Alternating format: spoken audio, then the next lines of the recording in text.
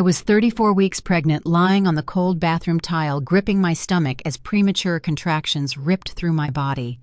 Blood pooled on the white grout beneath me. I dialed my mother 7 times. I dialed my father 4 times. Every single call went straight to a sterile, automated voicemail. They had turned off their phones on purpose. My younger sister Savannah had complained of insomnia over a minor breakup earlier that evening, and the strict rule in the Vance household was that all devices went dark when Savannah needed her rest. In a blind panic, my vision blurring from the sheer agony, I typed a desperate text to what I thought was my mother's secondary business line. I begged for someone to come help me. I hit send and dropped the phone. I thought I had just made a terrible mistake sending my final cry for help to a disconnected number in the middle of the night. But that one wrong text did not just save my life. It exposed a 30-year-old family secret that would ultimately destroy their entire fraudulent empire. Before I take you back to that night, let me know in the comments where you are listening from today. Hit the like button and subscribe if you have ever been the one your family expected to survive without any support. Now let me tell you how my most desperate mistake became my ultimate revenge. The digital clock on my bathroom counter glowed 2:18 in the morning. My husband Ethan was stationed on an offshore oil rig in the Gulf of Mexico, completely unreachable by cell service for another 12 hours. I was entirely alone. The silence of my quiet Phoenix suburban house was suffocating, heavy, and indifferent to the war zone erupting inside my pelvis. Another contraction crested, locking my spine in a brutal vice grip that stole the breath straight from my lungs. I squeezed my eyes shut, bracing for the inevitable realization that no one was coming for me. Then the phone on the floor vibrated. A sharp, generic chime pierced the quiet. I lunged for the device, my clumsy fingers smearing cold sweat across the glass screen. I expected to see my mother, Victoria Vance, finally answering my plea. I expected a flurry of annoyed excuses about being woken up, followed by a reluctant promise to drive over. I did not see her name. I saw an unknown local number. The text message did not contain excuses. It read, "This is Dr. Thomas Reed. You have the wrong number, but I am a pediatrician on call at Phoenix Central Hospital. What is your address? I am dispatching an ambulance right now. Stay on the line with me." I stared at the glowing words, my brain clouded by shock, struggling to process the information. I had mistyped the area code. I had sent my most vulnerable, terrified plea into the void of the Arizona night, and by some miraculous alignment of fate, it had landed directly on the personal phone of a medical professional. Before I could even type a reply, the screen flashed as the unknown number called me. I swiped the green icon and brought the speaker to my ear, gasping in pain. A male voice came through the speaker, deep, steady, and remarkably calm. "Alina," he said, "I am Dr. Reed. I received your message and I have already contacted emergency dispatch. They need your physical address immediately." I rattled off my street name and house number, my voice trembling violently. I heard the muffled sound of a keyboard clacking in the background. He was acting as a conduit, translating my panic into actionable data for the dispatchers. "They are on their way," he told me. "The ambulance is exactly 4 minutes out. I need you to tell me how far along you are and what you are experiencing." I sobbed, unable to maintain my stoic facade any longer. 34 weeks, I gasped. My water broke and there is blood on the floor. The contractions are coming with no breaks in between. "Listen to me very carefully, Alina," he commanded, his voice shifting into an anchor, heavy and secure, thrown right into the middle of my storm. "I deal with premature arrivals all the time. You are going to be brought to Phoenix Central, and I will be standing in the emergency bay waiting for you. You are not alone." The contrast hit me with the force of a physical blow. The people who shared my DNA, the people whose lavish lifestyles and country club memberships I grew up subsidizing with my endless compliance, were sleeping soundly 20 minutes away, having actively silenced my existence. Yet here was a complete stranger, utilizing his authority and his time to ensure my survival. He did not know my face. He only knew that a human being was suffering, and his immediate instinct was to provide absolute care. Dr. Reed stayed on the line. He counted my breaths, forcing my panicked inhalations into a manageable rhythm. When another massive contraction seized my muscles, he did not flinch. He told me to focus on his voice and let the wave pass. 3 minutes later, the wail of approaching sirens shattered the quiet of my suburban street. Flashing red and white lights sliced through my bathroom window, painting the walls in urgent, strobing colors. "I hear them," Dr. Reed said over the phone. "I am hanging up now to go meet the obstetrics team. I will see you in 10 minutes. Hold on." Heavy footsteps pounded up my front walkway. The front door burst open, and 3 emergency medical technicians rushed into the house. They moved with practiced efficiency, assessing the blood, noting the fluid, and immediately lifting me onto a portable stretcher. The transition from my dark, quiet house to the bright, chaotic interior of the ambulance was jarring. They slammed the rear doors shut, sealing me inside a box of sterile metal and bright fluorescent lights. The engine roared to life as the vehicle lurched forward, fighting for speed on the empty roads. A paramedic placed an oxygen mask over my nose and mouth. I turned my head slightly against the vinyl mattress pad. My cell phone was resting on my stomach, clutched loosely in my left hand. I pressed the side button to illuminate the screen one last time before we reached the hospital. I stared at the notifications. There were 0 new messages from Victoria Vance. There were 0 missed calls from Richard Vance. The silence from my family was absolute and final. I let the phone slide from my grip and closed my eyes, breathing in the dry, canned oxygen. As the ambulance raced down the highway, a profound psychological shift occurred inside my mind. It was as undeniable and permanent as tectonic plates locking into a new formation. For 29 years, I had been the reliable child of the Vance household. I was the drought-resistant plant expected to survive on scraps of attention, while my sister Savannah was the hothouse orchid demanding constant cultivation. Memories flashed behind my closed eyelids, unspooling with a cold, clinical clarity. I saw myself at 18 wearing a greasy polyester uniform, working double shifts at a fast food drive-thru just to afford my state college tuition. In that exact same year, Victoria and Richard bought Savannah a brand new luxury sedan for getting a passing grade in her private school ethics class. I remembered quietly nursing a broken wrist I got from a bicycle accident because my mother said a hospital trip would disrupt Savannah's piano recital schedule. I never complained. I never demanded equity. I just kept my head down, achieved my goals, and built a successful career as a financial risk analyst, hoping that my self-sufficiency would eventually earn their respect. Laying in the back of that speeding ambulance, the illusion finally shattered. My independence was never a personality trait. It was not a badge of honor or a virtue they admired. It was a trauma response. It was a desperate survival mechanism I had been forced to develop because I learned very early on that if I fell, no one in that house was going to catch me. My self-reliance was highly convenient for them. It allowed them to funnel all their financial resources and emotional energy into Savannah while completely washing their hands of any parental obligation toward me. They loved my independence because it cost them absolutely nothing.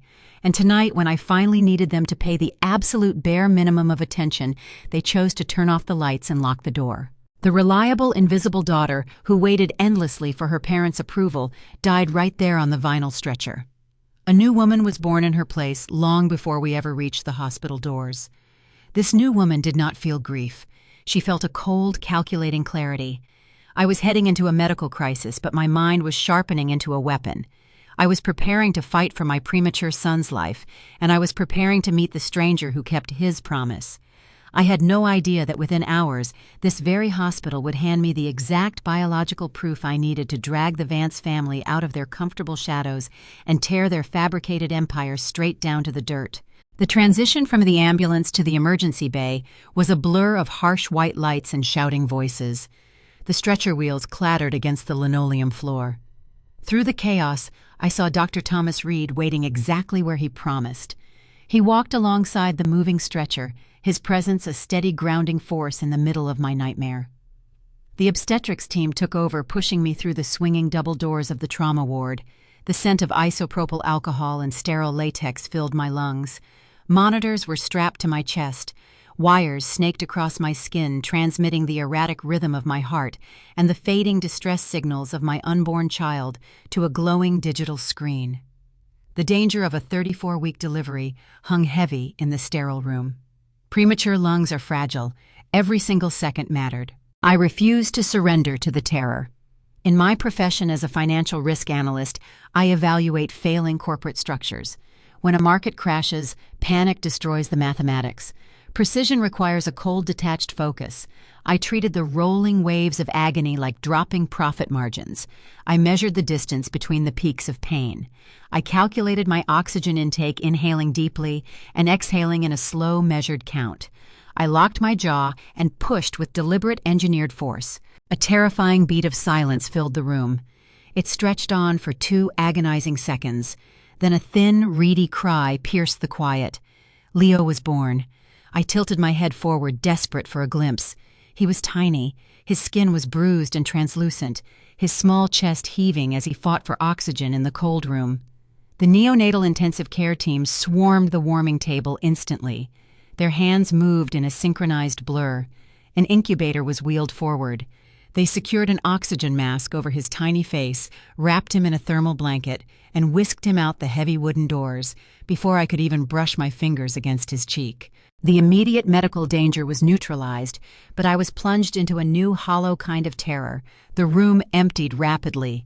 The adrenaline drained from my bloodstream, leaving behind a profound bone-deep exhaustion. A single nurse remained to adjust my intravenous fluids. I was completely alone. The morning sun crested over the jagged peaks of the distant Arizona mountains, flooding my sterile hospital recovery room with a harsh, unforgiving light. It was 9:30 in the morning. I had been awake for 7 hours. The physical remnants of premature labor ached deep within my pelvic bones. An intravenous line dripped clear fluid into my left arm, hydrating a body that had just fought a private war. In the neonatal intensive care unit 3 floors below me, my son was fighting his own battle inside a plastic incubator. I was sitting alone in a quiet room waiting for the inevitable. My cell phone vibrated against the rolling plastic tray table. The digital screen illuminated, flashing a name I had spent 29 years trying to please, Victoria Vance. I did not lunge for the device. I did not feel a rush of relief. The frantic, terrified girl who bled on her hardwood floor at 2 in the morning had evaporated. She was replaced by a financial analyst observing a toxic asset through a pane of thick, soundproof glass. I let the device vibrate 3 more times and finally accepted the call. Alina, my mother, sighed into the receiver. Her voice was breathless, pitched a half-octave higher than her natural speaking tone. It was a practiced theatrical tone she reserved for moments when she needed to control the narrative before anyone else could speak. There was no genuine panic in her cadence. There was only the hurried rustle of a woman preparing a defense. "Good morning," I replied. My voice was steady flat and entirely devoid of emotion. "I just saw your missed calls." She continued her words, tumbling over one another in a rushed stream of manufactured concern. "You must have been trying to reach us last night. I am so sorry, sweetheart. It was an absolute disaster here. Savannah had a terrible panic attack. It was the worst one yet. Her heart was racing over that argument with her boyfriend, and she could not catch her breath. I was up rubbing her back for hours. I rested my head against the stiff hospital pillow. I listened to her construct her alibi, marveling at the sheer audacity of her priorities. The doctor said, "Savannah needs a peaceful environment to regulate her nervous system." Victoria rambled on, completely oblivious to the cold silence on my end of the connection. "So your father and I decided we had to turn off all the ringers. We unplugged the landline, we put our cell phones on silent, and left them in the kitchen drawer. We just needed to ensure the house was a sanctuary for her to heal. You know how sensitive her emotional equilibrium is right now." I looked down at my hands. The skin across my knuckles was pale, stripped of color from gripping the ambulance stretcher rails mere hours ago. My mother was comparing a 27-year-old woman shedding tears over a fleeting romance to a sanctuary requiring absolute digital isolation. She was justifying the active, deliberate severing of our communication because her golden child experienced a minor emotional inconvenience. "I hope her breathing regulated," I stated. "It did eventually," Victoria said, letting out a heavy performative exhale meant to convey her own maternal exhaustion. "But it took everything out of us. We just woke up 10 minutes ago. Anyway, why were you calling so late? Did you need a recipe or something?" The sheer absurdity of the question hung in the air between us. She assumed my late-night calls were trivial. She assumed I demanded so little that an emergency was mathematically impossible. "I did not need a recipe," I answered. My tone remained conversational and chillingly calm. "I went into premature labor at 2:15 this morning. My water broke. I was hemorrhaging on my bedroom floor." The line went dead silent. It was not a thoughtful pause. It was a suffocating, echoing vacuum. For a fraction of a second, the carefully constructed facade of the Vance family matriarch shattered against the undeniable reality of my trauma. I could almost hear the gears grinding in her head as she calculated the optical damage of this failure. She did not just miss a phone call. She abandoned her pregnant daughter during a life-threatening medical crisis to stroke her other daughter's hair. I had to contact emergency services myself. I continued refusing to let her fill the silence with fake sympathy. I was transported by ambulance. I delivered a son at 4 in the morning. He is currently in the neonatal intensive care unit fighting to breathe. Alina, she stammered. The theatrical breathlessness was gone, replaced by a rigid defensive sharpness. Oh my God, you had the baby. Why did you not tell us? I tilted my head toward the window, watching a hawk circle the thermal updrafts above the desert floor. I just told you, I replied. The defensive sharpness in her voice instantly solidified into an offensive strike. This was the tactic she always employed when backed into a corner. She deflected the guilt by projecting the blame onto the victim. Well, you should have tried harder to reach us, she snapped, her tone laced with indignant, righteous anger. If it was a real emergency, you should have called a private car service or knocked on the door. You know Savannah was having a crisis. How are we supposed to differentiate your phone calls from a casual check-in? You cannot just expect us to read your mind, Alina. You always do this. You isolate yourself and then act like a martyr when we are not psychic. In the past, this is the exact moment I would have crumbled. The old Alina would have apologized for the inconvenience. The old Alina would have explained that she was bleeding too heavily to operate a vehicle, pleading for understanding and begging for a crumb of maternal grace. I would have spent 20 minutes soothing her bruised ego, reassuring her that she was still a good mother. But sitting in that hospital bed, I felt a strange, clarifying coldness wash through my veins. It was pure, unadulterated peace. The invisible tether connecting me to her approval snapped, completely dissolving into dust.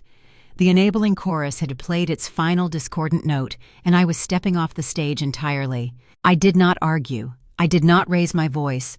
I did not list the gruesome details of my agonizing transport or the terror of watching my newborn whisked away by strangers.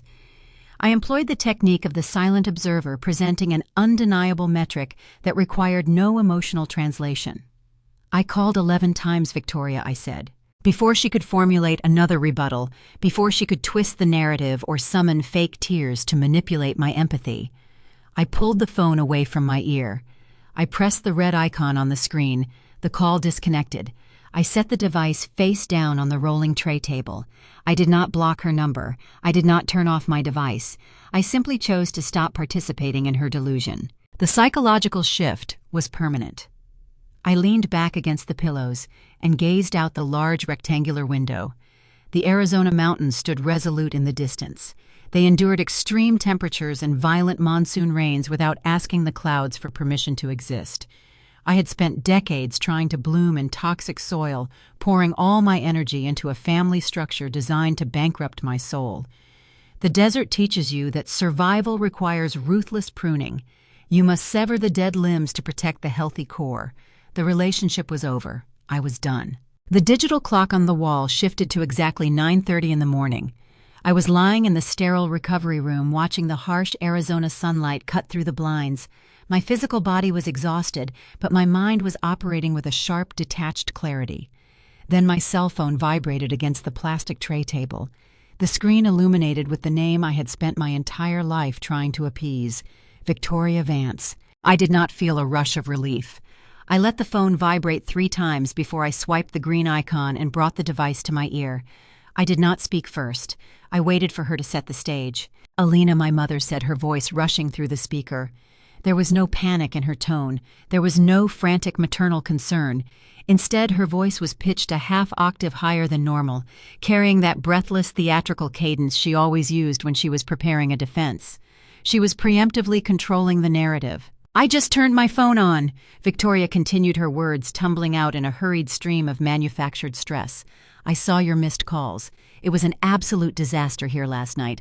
Savannah had a terrible panic attack. Her heart was racing and she was completely hysterical over that argument with her boyfriend. I was up rubbing her back for hours just trying to calm her down. I stared at the blank hospital wall, listening to the sheer audacity of her alibi. She was actively comparing a grown woman crying over a minor breakup to whatever she assumed my late-night phone calls were about. The doctor said, "Savannah needs a strictly peaceful environment to regulate her nervous system." Victoria rambled on, not pausing to gauge my silence. "So your father and I had to turn off all the ringers. We unplugged the landline and left our cell phones in the kitchen. We had to make sure the house was a sanctuary for her. You know how incredibly fragile she is right now." She paused, letting out a heavy performative sigh, meant to convey how exhausted she was from catering to her golden child. Then she delivered the ultimate manipulation. "Anyway, why were you calling so late, Alina? Did you need a recipe or something trivial like that?" The question hung in the quiet hospital room. It was a masterclass in psychological manipulation. By assuming my calls were for something trivial, like a recipe, she was preemptively invalidating any emergency I might have had. She was reminding me of my place in the family hierarchy. I was the low-maintenance daughter. I was the reliable one who never required attention. Therefore, any crisis I experienced was automatically categorized as an annoyance rather than a genuine emergency. I did not cry. I did not scream. I felt a cold, absolute peace settle over my chest.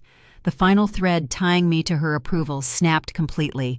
I was lying in a hospital bed recovering from a massive hemorrhage, while my premature son fought for every breath in a plastic incubator 3 floors below.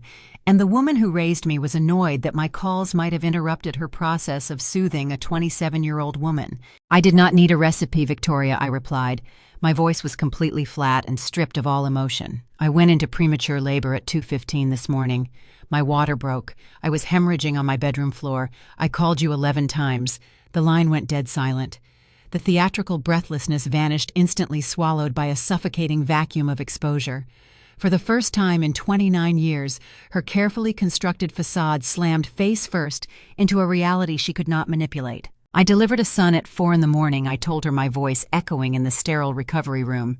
He is currently in the neonatal intensive care unit, hooked up to a ventilator, fighting for every single breath. The line went completely silent. It was not the silence of a mother paralyzed by fear or grief. It was the cold, calculating pause of a woman realizing her flawless social image was suddenly in severe jeopardy. I could practically hear the gears grinding in her head as she calculated the sheer public relations damage of abandoning her hemorrhaging daughter. When Victoria finally spoke, her voice was stripped of all that fake, breathless sympathy. It hardened into a sharp, defensive strike. She instantly deployed her favorite tactic, which was deflecting her own guilt by blaming the victim. "Well, why did you not just order an Uber to come to our house, Alina?" She snapped, her tone laced with indignant anger. "Why did you not just hire a private car? You know Savannah was having a severe emotional crisis, and we could not be disturbed. You always have to blow things completely out of proportion. You always love playing the martyr just to make the rest of us look bad." In the past, I would have scrambled to defend myself against that insane logic. I would have desperately tried to explain that a woman bleeding out on a bathroom tile cannot simply stand on a suburban curb waiting for a rideshare app. I would have begged her to understand my pain. But sitting in that hospital bed, I did not say a single word. I did not waste another ounce of energy on a woman who viewed my survival as an inconvenience to her social calendar. I pulled the phone away from my ear and pressed the red button. The call disconnected. I set the device down on the plastic tray table. I did not block her number. I did not throw the phone across the room in a fit of rage. I felt nothing but a clean, absolute void. The lifelong emotional tether connecting me to her approval snapped right then and there, turning to dust. The psychological bond was permanently severed. I was no longer the reliable daughter waiting for scraps of affection, and the real war was just beginning. The door to my sterile recovery room pushed open, breaking the heavy silence that had settled over me since my mother hung up the phone. I expected a nurse coming to check my intravenous line or to take my vitals. Instead, Dr. Thomas Reed stepped across the threshold.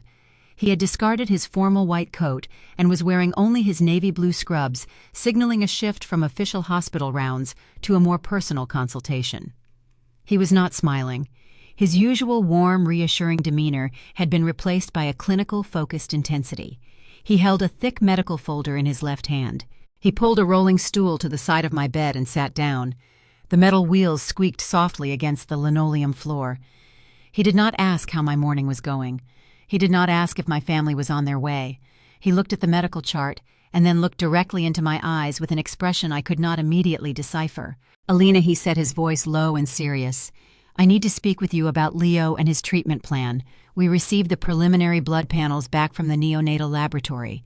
Because his premature lungs are struggling, we needed to run a comprehensive genetic sweep to rule out any underlying hereditary conditions that could complicate his respiratory therapy. To do that, we cross-referenced the neonatal data with the medical history form you filled out when you were admitted. I sat up slightly, ignoring the sharp flare of pain in my lower abdomen. A cold spike of adrenaline shot directly into my bloodstream. My immediate thought went to my premature son fighting for his life in a plastic incubator 3 floors below. "Is it Leo?" I asked, my voice barely above a whisper. "Did his lungs fail? Are his vitals dropping?" Dr. Reed held up a hand, his palm flat and reassuring. "No," he said quickly. "Leo is stable. His oxygen saturation is holding exactly where we want it. He is a fighter. This is not about his immediate survival. This is about the medical intake form you completed regarding your family history. I need to discuss a significant biological discrepancy with you right now." He opened the folder, resting it on his knees. I could see the printed grid I had filled out hours earlier, containing the detailed cardiovascular and autoimmune histories of the Vance family. "I need to ask you a few questions about your parents," he began, keeping his tone measured and deliberate. "You listed Richard Vance as your father. You checked the box indicating he has an O-negative blood type. You also noted that your mother, Victoria Vance, has an AB-negative blood type. Are you absolutely certain about those details?" I nodded, completely confused by this line of questioning. I did not understand why the blood types of my absent parents mattered to a pediatric respiratory consultation. "I am certain," I replied. "My mother considers her rare negative blood type a badge of elite status. She brings it up at country club dinners, just to sound unique. My father donates blood regularly because his type makes him a universal donor. Those details are accurate. I have memorized them for years." Dr. Reed looked down at the medical chart and then back up at my face. He exhaled a slow, careful breath. The air in the recovery room felt suddenly thin, as if the oxygen had been quietly vacuumed through the ceiling vents. "Alina," he said, choosing his words with absolute surgical precision, "we drew your blood when you were brought into the emergency bay last night. Your blood type is B positive." He paused, allowing the statement to hang in the sterile air. I waited for the conclusion. I was a financial risk analyst, not a geneticist. "You will have to explain why that matters, Dr. Reed," I stated calmly. He leaned forward, resting his forearms on his knees. "The rhesus factor, commonly known as the Rh factor, dictates whether your blood type is positive or negative," he explained. "It is a strictly inherited protein. The negative trait is recessive. That means a person with a negative blood type lacks the specific protein antigen entirely. If a child is born to 2 parents who are both Rh negative, that child can only be Rh negative. There is no biological mechanism for 2 negative parents to produce a positive child. It is a biological impossibility." I stared at him. The fluorescent light reflected off his eyes. The words echoed in my mind. Biological impossibility. He opened the paper chart, further revealing another page of data. Furthermore, we ran a standard newborn screening panel on Leo to check for enzyme deficiencies. We found a distinct, harmless genetic marker linked to a specific lineage trait. I cross-referenced it with the detailed cardiovascular and autoimmune histories you provided for the Vance family line. That marker is entirely absent from both sides of the history you submitted. It does not exist in their genetic code. The low hum of the hospital air conditioning unit seemed to magnify, filling my ears with a rushing static. I looked down at my hands. The hospital identification bracelet was wrapped securely around my right wrist. It displayed my name in bold black letters, Alina Vance. For 29 years, that name had defined my place in the world. It had defined my obligations. It had dictated my worth and my daily suffering.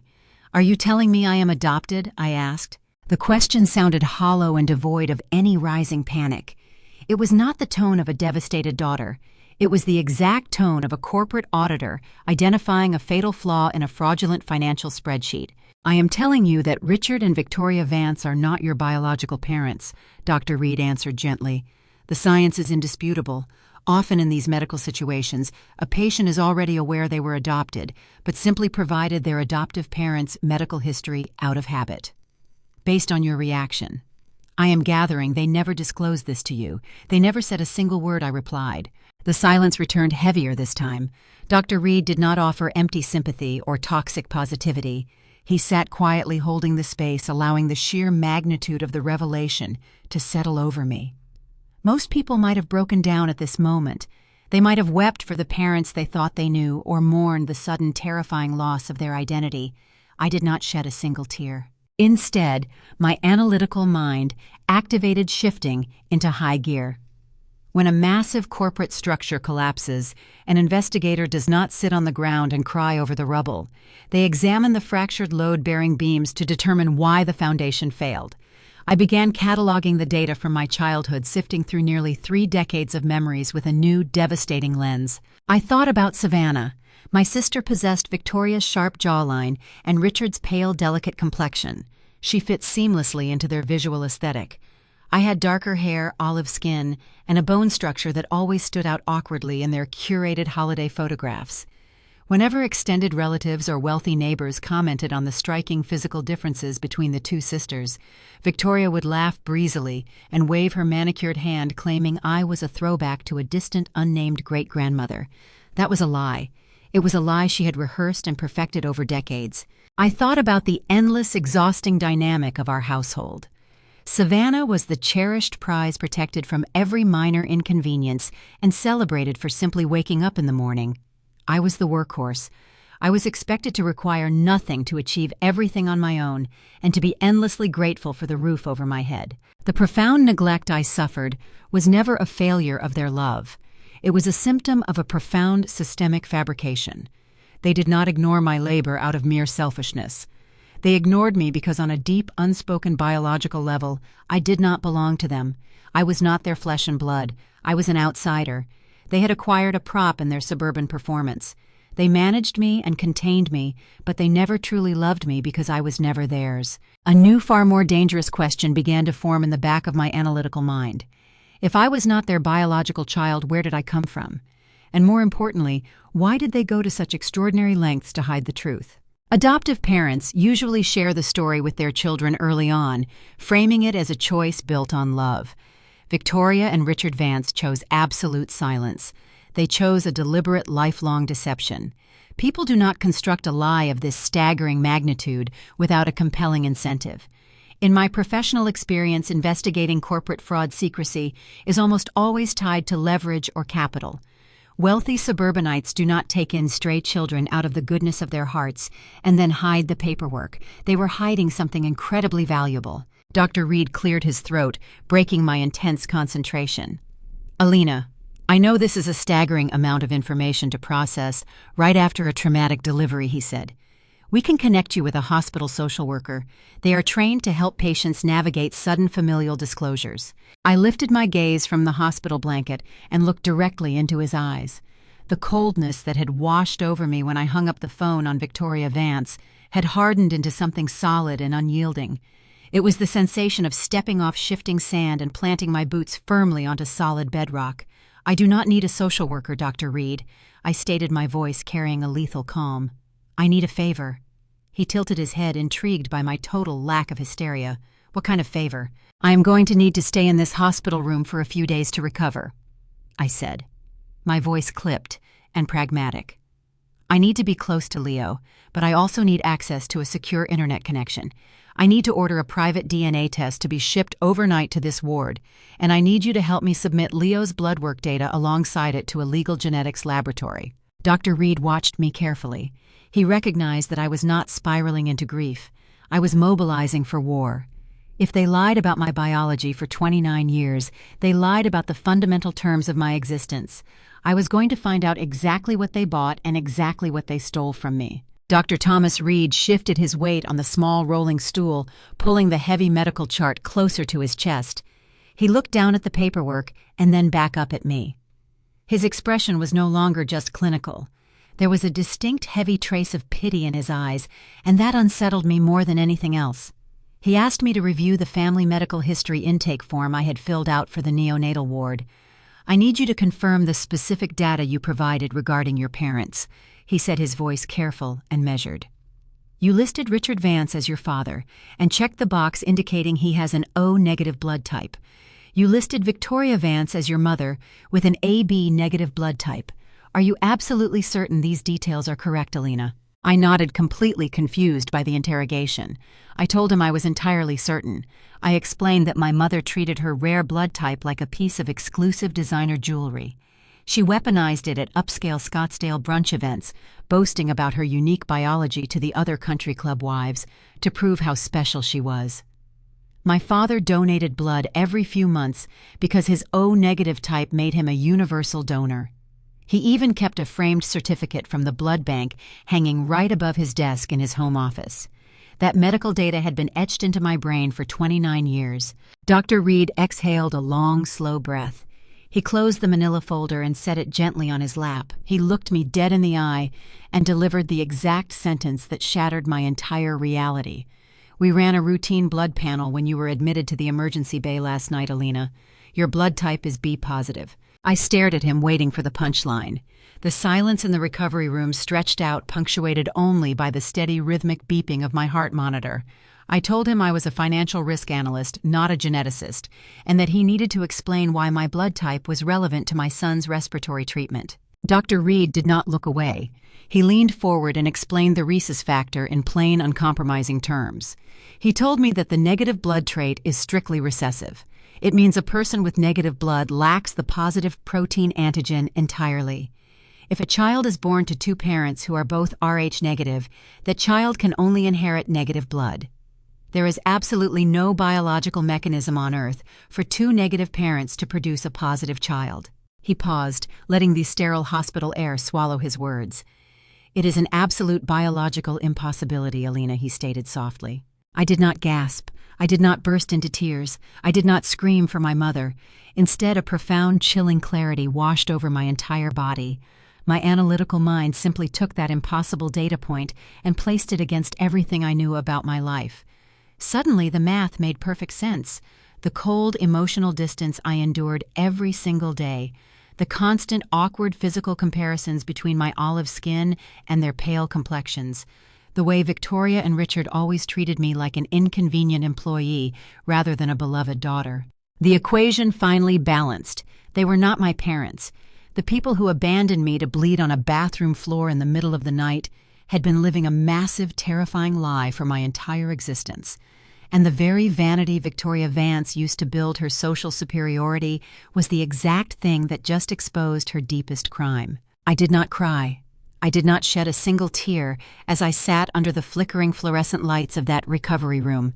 The old Alina might have broken down grieving for the loss of her identity or mourning the parents she thought she knew. But that girl had died on the bathroom floor. Instead, my financial risk analyst brain immediately booted up and switched into absolute error detection mode. When a massive data discrepancy hits a spreadsheet, you do not weep over the numbers. You trace the fraudulent ledger back to its very source. Suddenly, 30 years of data points in my mind began to realign with terrifying precision. I looked down at my arms. I looked at my olive skin, sallowest darkened hair, S, and distinct bone structure, SS. For my entire life, I had been a visual anomaly in the Vance family S. Richard and Victoria possessed a pale, translucent complexion, S, and light hair, S. Savannah looked exactly like them, S, a perfect continuation of their physical aesthetic, S. I looked like an absolute stranger sitting at their dining table, S. Whenever extended family members, S, or wealthy country club neighbors, raised an eyebrow at the striking physical differences between the two sisters, S. Victoria would laugh it off with practiced ease, S. She would wave her manicured hand and claim that I was simply a genetic throwback to a distant S, unnamed great-grandmother who had passed away long before I was born, S. It was a beautifully tailored narrative, SS. It was a calculated piece of code programmed into my brain for 29 years, SS. They needed me to believe my physical isolation was a fluke, S, rather than the living, breathing evidence of a crime, S. Every birthday photograph, S. Every holiday card, S. And every family dinner was not a memory, S. It was a staged performance, SS. The lie was the very soil I had been planted in, S, and they had trained me to be the drought-resistant plant, so I would never ask enough questions to dig up the roots, SS. Exactly 1 hour after Dr. Reed left my room, the heavy wooden door swung open without a preliminary knock. The sterile quiet of my hospital recovery ward was instantly shattered. Victoria Vance stepped across the threshold, bringing the suffocating, toxic atmosphere of my childhood directly into the room. She was wearing a crisp, tailored linen blazer and designer sunglasses pushed back onto the crown of her perfectly styled blonde hair. It was an outfit carefully curated for a casual, upscale luncheon, entirely detached from the grim, terrifying reality of a high-risk maternity ward. Behind her trailed my father, Richard, clutching a generic metallic helium balloon that read, "Welcome, little guy." He kept his eyes fixed firmly on the linoleum floor, avoiding my gaze entirely. Then came my younger sister, Savannah. She wore a pastel pink designer dress, holding an expensive iced coffee, and looking profoundly burdened by the heavy weight of simply having to walk through a hospital corridor. But they did not come alone. Bringing up the rear of this bizarre parade was Marcus, Savannah's husband. Marcus was a strikingly handsome black African-American man in his early 30s. He worked as a junior corporate lawyer at a highly prestigious downtown Phoenix law firm. He was wearing a sharp-tailored charcoal suit that looked completely impervious to the brutal Arizona heat. Marcus was a fiercely intelligent, highly pragmatic, and deeply ambitious man. He did not operate on raw emotion or sentimentality. He operated on leverage on contracts and on calculated risk management. I knew exactly why Victoria had brought him to the hospital. Marcus was not there to offer me brotherly support. He was not there to congratulate me on surviving a massive hemorrhage, or to ask about the premature infant fighting for his life 3 floors below us. Victoria had summoned him to act as her personal crisis manager. She viewed my traumatic midnight delivery and my 11 unanswered phone calls not as a family tragedy, but as a severe public relations liability. She needed a legal mind to control the narrative, to silence any potential fallout, and to fiercely protect the flawless Vance family image. Victoria approached my hospital bed, but maintained a deliberate physical distance, ensuring her pristine white blazer did not brush against the institutional blankets. She offered a loud, performative greeting perfectly pitched so the nurses passing by in the hallway could hear her maternal devotion. "Alina, sweetheart," she cooed, clasping her hands together. "You look absolutely exhausted. We rushed over here the very second we could get Savannah calmed down." I stared at her perfectly applied makeup and her flawless hair. It was nearly 11 in the morning. They had not rushed anywhere.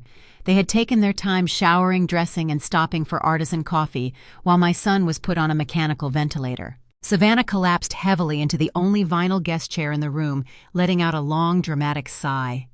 She rubbed her temples and complained that the harsh smell of clinical antiseptic was giving her a severe migraine. She looked at Richard and whined, asking if he could go find a hospital cafeteria that sold organic pastries because her blood sugar was dropping from all the morning stress. Richard eagerly took the excuse to flee the emotional weight of the room, slipping out the door like a coward fading into a shadow. With Richard gone, Victoria turned to Marcus and gave him a sharp, subtle nod. The pleasant maternal facade dropped, instantly replaced by cold administrative efficiency. Marcus stepped forward. He placed his sleek leather briefcase on my rolling tray table, pushing aside my untouched cup of hospital water. He opened the brass clasps with a sharp, definitive click. "Alina," he said, his voice smooth, measured, and deeply professional. "We are all very relieved that you and the baby are stabilizing." Victoria asked me to draw up a few standard documents just to keep everything organized and protected during this highly chaotic time. He reached into the briefcase and pulled out a stack of crisp legal papers printed on heavy stock. He laid them out in front of me, aligning the edges with geometric precision. He explained that these were medical proxy forms and a comprehensive digital privacy agreement. Victoria stepped closer, pointing to the first page. "Sweetheart with the baby in intensive care, and you recovering.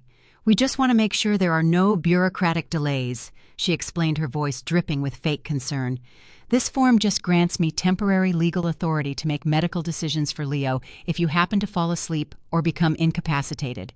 We need an adult who is fully present to handle the doctors." I looked at the paper. She was trying to legally secure control over my son. But that was not the document that truly mattered to her. Marcus tapped the second stack of papers with his expensive silver pen. "And this one, Alina, is a standard non-disclosure and digital privacy agreement," he explained, his tone completely neutral. "Victoria feels that the details of your delivery and the exact timeline of last night should remain strictly within the family. We want to ensure that no one posts any emotional or exaggerated accounts on social media. It is purely to protect your privacy and shield you from unwanted questions." My analytical mind processed the legal jargon instantly. It had absolutely nothing to do with my privacy. Victoria was terrified. She knew she had abandoned her hemorrhaging daughter to pamper her golden child. She knew that if the wealthy socialites, real estate developers, and local politicians in her elite country club circle ever found out she had ignored 11 emergency calls, her pristine matriarchal reputation would be destroyed overnight. She had brought a corporate lawyer to my hospital bed to force me to sign a legal gag order. She was treating me like a hostile witness who needed to be silenced. I looked up from the papers and stared directly at Marcus. He stood there, tall and confident, adjusting the cuffs of his expensive tailored shirt. He was a brilliant attorney, but he was entirely blind to the terrifying reality of the family he had married into. Marcus had married Savannah because Victoria and Richard had promised him massive financial backing to eventually open his own private law firm.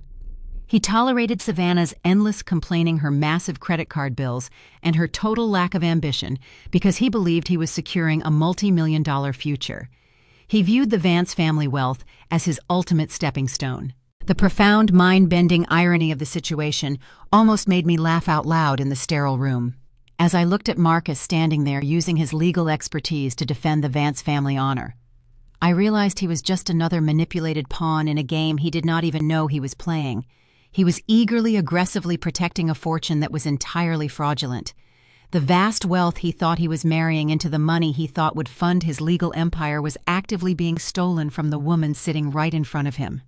He was drafting a gag order against the true and rightful owner of the entire estate. A few hours ago, before Dr. Reed told me about my blood type, I would have felt a crushing wave of betrayal. I would have argued with them. I would have cried and refused to sign the papers, begging them to just act like a normal, loving family for one single day. But the old Alina was gone. The woman sitting in the hospital bed was a financial risk analyst who had just discovered a 30-year-old corporate crime. When you are preparing to completely dismantle a corrupt entity, you do not warn their legal counsel. You do not throw a tantrum. You smile, you sign their trivial paperwork, and you let them believe they hold absolute control while you secretly gather the explosive evidence required to destroy their foundation entirely. I did not raise my voice. I did not glare at Victoria. I took a slow, shallow breath and deliberately let my shoulders slump forward, playing the role of the exhausted, defeated, and highly reliable daughter they expected me to be. Of course, I whispered, making my voice sound weak and compliant. "You are right, Marcus. I am just so tired. I do not want anyone asking me questions on social media either." I picked up the heavy silver pen. I made sure my hand trembled slightly as I pressed the ink to the paper. I signed my name on the medical proxy, and I signed my name on the privacy agreement. I handed the crisp stack of documents back to Marcus. Victoria let out a long, visible breath of relief. Her shoulders dropped. The massive social liability had been contained. Her pristine image was legally secure. She smiled a genuine, triumphant smile, feeling completely victorious. "Thank you, Alina," she cooed, patting the edge of my mattress without actually touching my leg. "You have always been our strong girl. You handle everything so beautifully." Marcus packed the signed documents back into his leather briefcase, snapping the brass clasps shut. His job was done. He had successfully protected the family assets and proven his value to his wealthy mother-in-law. Savannah pulled out her phone, complaining that the hospital Wi-Fi was too slow to load her social media feed. They stayed in my room for exactly 20 minutes. 20 minutes was the sum total of their emotional investment in my survival. Victoria announced that they needed to leave because Savannah was feeling overwhelmed, and they had reservations at an upscale steakhouse in downtown Phoenix. They walked out of the room, leaving the generic metallic balloon bobbing against the plastic bed rail. I watched the heavy wooden door swing shut behind them. I listened to the fading sound of Victoria's expensive heels clicking against the linoleum corridor. The silence returned to the room, but it was no longer a lonely, suffocating silence. It was the quiet calm of a war room. I reached over to my rolling tray table and pulled my laptop toward me. They had just played their final hand, believing they had successfully locked me in a cage of compliance. They had absolutely no idea that the silent, drought-resistant plant they had ignored for 29 years had just tapped into a deep, endless well of truth. I opened a secure browser window. It was time to start digging up the roots. Victoria stepped closer to my hospital bed, but she did not lean down to hug me. She did not brush the hair from my sweaty forehead or ask about the agonizing pain in my pelvis. Instead, she immediately reached into her designer handbag and pulled out her smartphone. She adjusted her posture, leaning close to my shoulder and tilting the screen to capture the best angle of the harsh fluorescent lighting. "Smile, Alina," she commanded brightly, her voice echoing in the quiet room. "We need to let everyone know we are here supporting you." I looked directly into the camera lens. I let my profound exhaustion show, but I offered the exact weak curve of my mouth she demanded. The digital shutter clicked. Victoria immediately pulled the device away. Her thumbs flew across the touchscreen, crafting a completely fabricated narrative for her hundreds of wealthy social media followers. She read the caption aloud as she typed it. "Savannah's beloved sister has successfully delivered, and the family is always by your side." She was actively building her alibi in real time. She was documenting her physical presence to prove to her country club peers that she was a devoted and attentive matriarch. I watched her hit publish, feeling nothing but clinical calculation. After the photograph was posted, the awkward reality of the room settled over them. They had absolutely nothing to say to me. They did not ask for the medical status of the premature infant fighting for his life in the neonatal ward. They did not even ask for his name. Savannah slumped in the vinyl guest chair, dramatically rubbing her temples and complaining that the smell of hospital antiseptic was making her nauseous. They stayed in my room for exactly 20 minutes. 20 minutes was the absolute maximum limit of their emotional investment in my survival. Victoria dropped her phone back into her purse and let out a heavy, performative sigh. "We really cannot stay any longer," she announced, glancing at her diamond wristwatch. "Savannah is feeling terribly drained by all this medical atmosphere, and her nerves are completely frayed from the stress. I promised we would take her to lunch at that upscale steakhouse downtown to help her recover her strength." "Of course," I replied, my voice soft and entirely stripped of any hidden resentment. "You should go. I am just going to sleep anyway. Tell Savannah I hope she enjoys her lunch." Victoria beamed, completely relieved by my total lack of resistance. She mistook my calm acceptance for the same docile submission I had offered my entire life.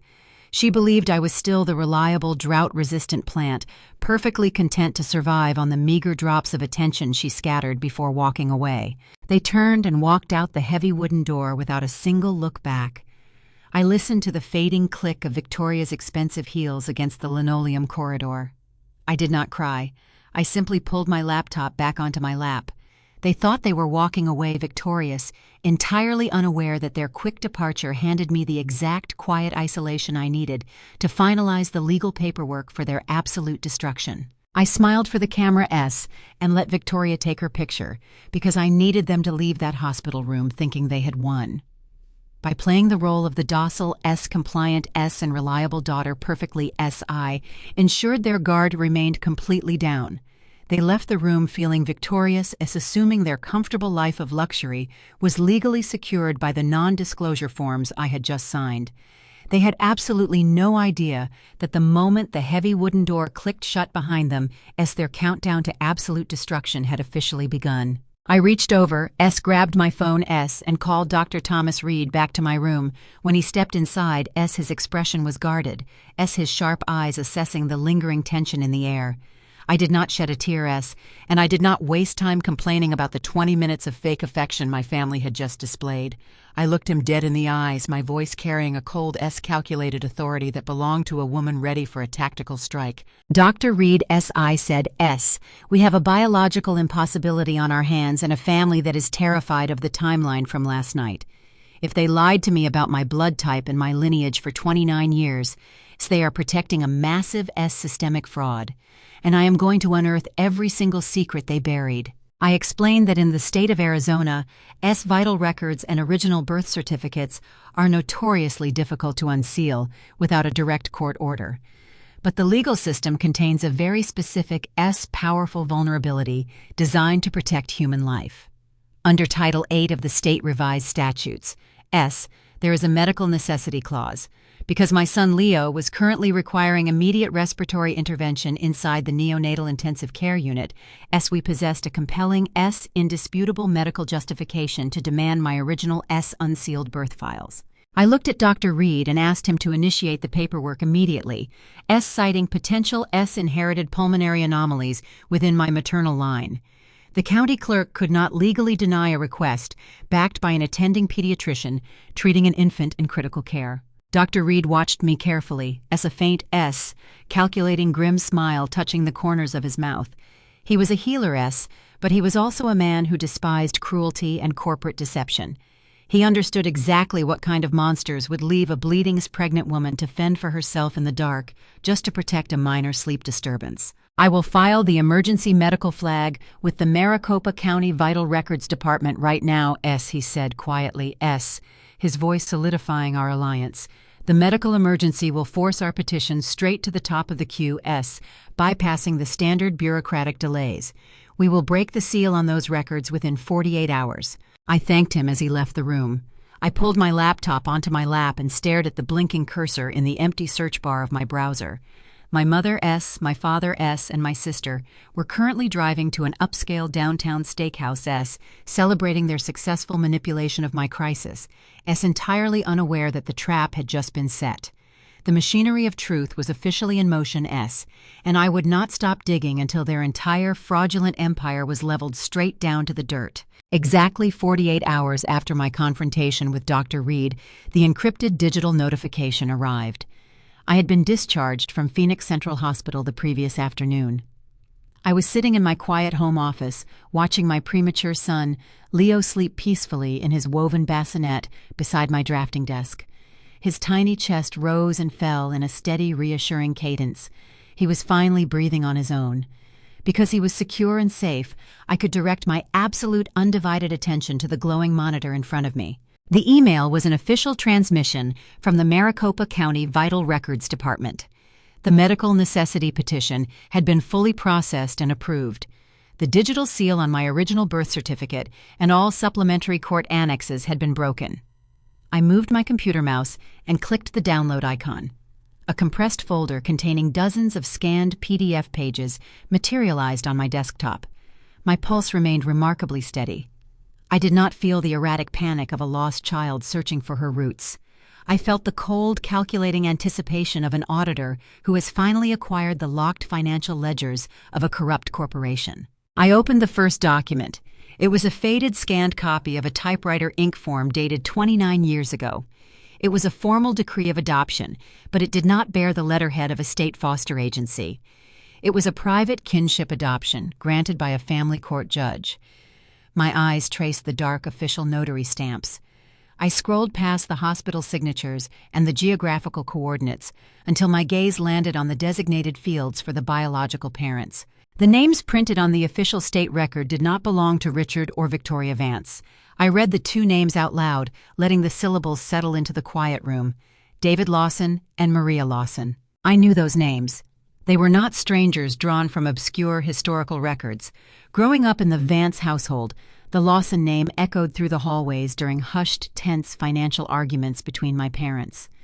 Whenever Richard drank too much scotch and complained about the pressure of maintaining their lavish suburban lifestyle, Victoria would always snap at him and mention the Lawson portfolio. I had always assumed it was just a corporate entity or a rival firm they dealt with in their real estate business. My fingers flew across the keyboard. I opened a new secure internet browser tab and accessed the digital archives of the local state newspaper. I typed the names David and Maria Lawson, along with the year 1997, into the search engine. The database yielded a front-page article published nearly 3 decades ago. The headline was stark and uncompromising. A small private twin-engine aircraft had gone down over the Grand Canyon during a weekend sightseeing tour. The plane had encountered a sudden severe downdraft near the rugged ancient rim of the canyon. The pilot lost control, and the aircraft plummeted into the dizzying abyss below. There were 0 survivors. The pilot and the 2 passengers perished instantly upon impact. The prominent local developers David and Maria Lawson were identified as the victims. I stared at the grainy black-and-white photograph accompanying the archival article. The image showed the jagged, rust-colored rock formations dropping away into the shadows. The landscape looked entirely indifferent to the human tragedy scattered across its ridges. I read the final paragraph of the journalist's report. The article noted that the wealthy couple left behind a 6-month-old infant daughter who had remained home safely in Phoenix with a hired nanny during the ill-fated flight. That infant was me. I leaned back in my ergonomic office chair. The truth washed over me, bringing an absolute chilling clarity to every single memory of my childhood. David and Maria Lawson were not just wealthy individuals. According to the State Business Incorporation records from 1997, they were visionary real estate investors. They owned thousands of acres of raw, undeveloped desert scrubland located just north of the city limits. Back then it was considered worthless dirt. But David Lawson had anticipated the massive urban sprawl. He knew the state intended to expand the interstate highway system directly through that specific corridor. They held the controlling interest in a commercial portfolio that was destined to be worth tens of millions of dollars. I pulled up the corporate filings for the real estate venture. I searched for Richard and Victoria Vance. I found their names listed at the very bottom of the shareholder registry. They were not the brilliant tycoons they pretended to be at their elite country club dinners. They were merely minor junior partners. They were bottom-tier employees riding the coattails of my biological parents. The analytical side of my brain immediately recognized the massive financial crisis my parents' death had triggered for the Vance family. When that twin-engine plane crashed into the Grand Canyon, the Lawson empire was suddenly left without a chief executive. The controlling shares of the entire company technically belonged to a 6-month-old orphan. If I had gone into the state foster system, a court-appointed public guardian would have immediately seized control of my biological parents' assets. That guardian would have locked the entire portfolio in a protective trust until I reached adulthood. The state would have audited the company, liquidated the vulnerable properties, and ousted the minor shareholders. Richard and Victoria Vance would have lost their jobs, their leverage, and their tiny fraction of the profits. They would have been left with absolutely nothing. Adopting me was never an act of compassion. It was a hostile corporate takeover disguised as a rescue mission. I clicked back to the county court files, scrolling down to the emergency custody petition filed by Richard and Victoria, just 48 hours after the plane wreckage was located by search and rescue teams. The language they used in their legal petition was nauseating. They painted a portrait of profound, incapacitating grief. They claimed to be my devoted godparents asserting a deep, unbreakable familial bond with the deceased couple. They begged the presiding judge for immediate emergency custody to spare the grieving orphan the trauma of entering the crowded state foster system. They promised to raise the child in a loving stable home, honoring the memory of their dear friends. The exact loop of Victoria's signature sat at the bottom of the page, a chilling, absolute forgery of genuine emotion. By securing emergency custody of my physical body, they absorbed the controlling interest in the Lawson shares. They legally positioned themselves as the financial executors of my estate. They controlled the narrative presented to the public and the probate courts. They kept the massive wealth locked securely inside their own walls, keeping the state auditors entirely out of their business. For 3 decades, I had harbored an ancient hollow ache in the center of my chest. It was a persistent, quiet suspicion that I was an imposter sitting at their polished mahogany dining table. I had always believed the defect belonged to me. I thought I lacked the inherent biological capacity to bond with them. I thought my inability to please Victoria and Richard was a fundamental flaw in my own character.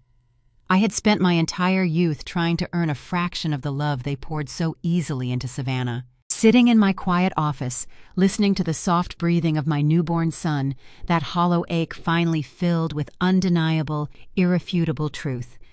The defect was never mine. The emotional distance between us was carefully manufactured to keep me compliant and blind. They looked at a grieving, orphaned 6-month-old baby, and they did not see a daughter. They saw a highly lucrative financial asset. They fed me, they clothed me, and they demanded my endless gratitude while actively subsidizing Savannah's extravagant lifestyle, using the very wealth my true parents had built. They sent Savannah to European finishing schools and funded her luxury sports cars using the dividends from the Lawson estate, while I worked double shifts at a fast food restaurant to pay for my own college tuition.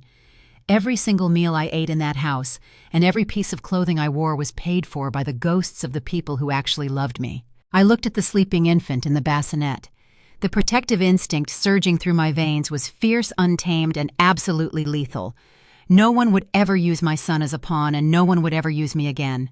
The mystery of my biology was officially solved, but the financial architecture of their crime remained buried beneath 3 decades of redacted bank statements, forged signatures, and fraudulent ledgers.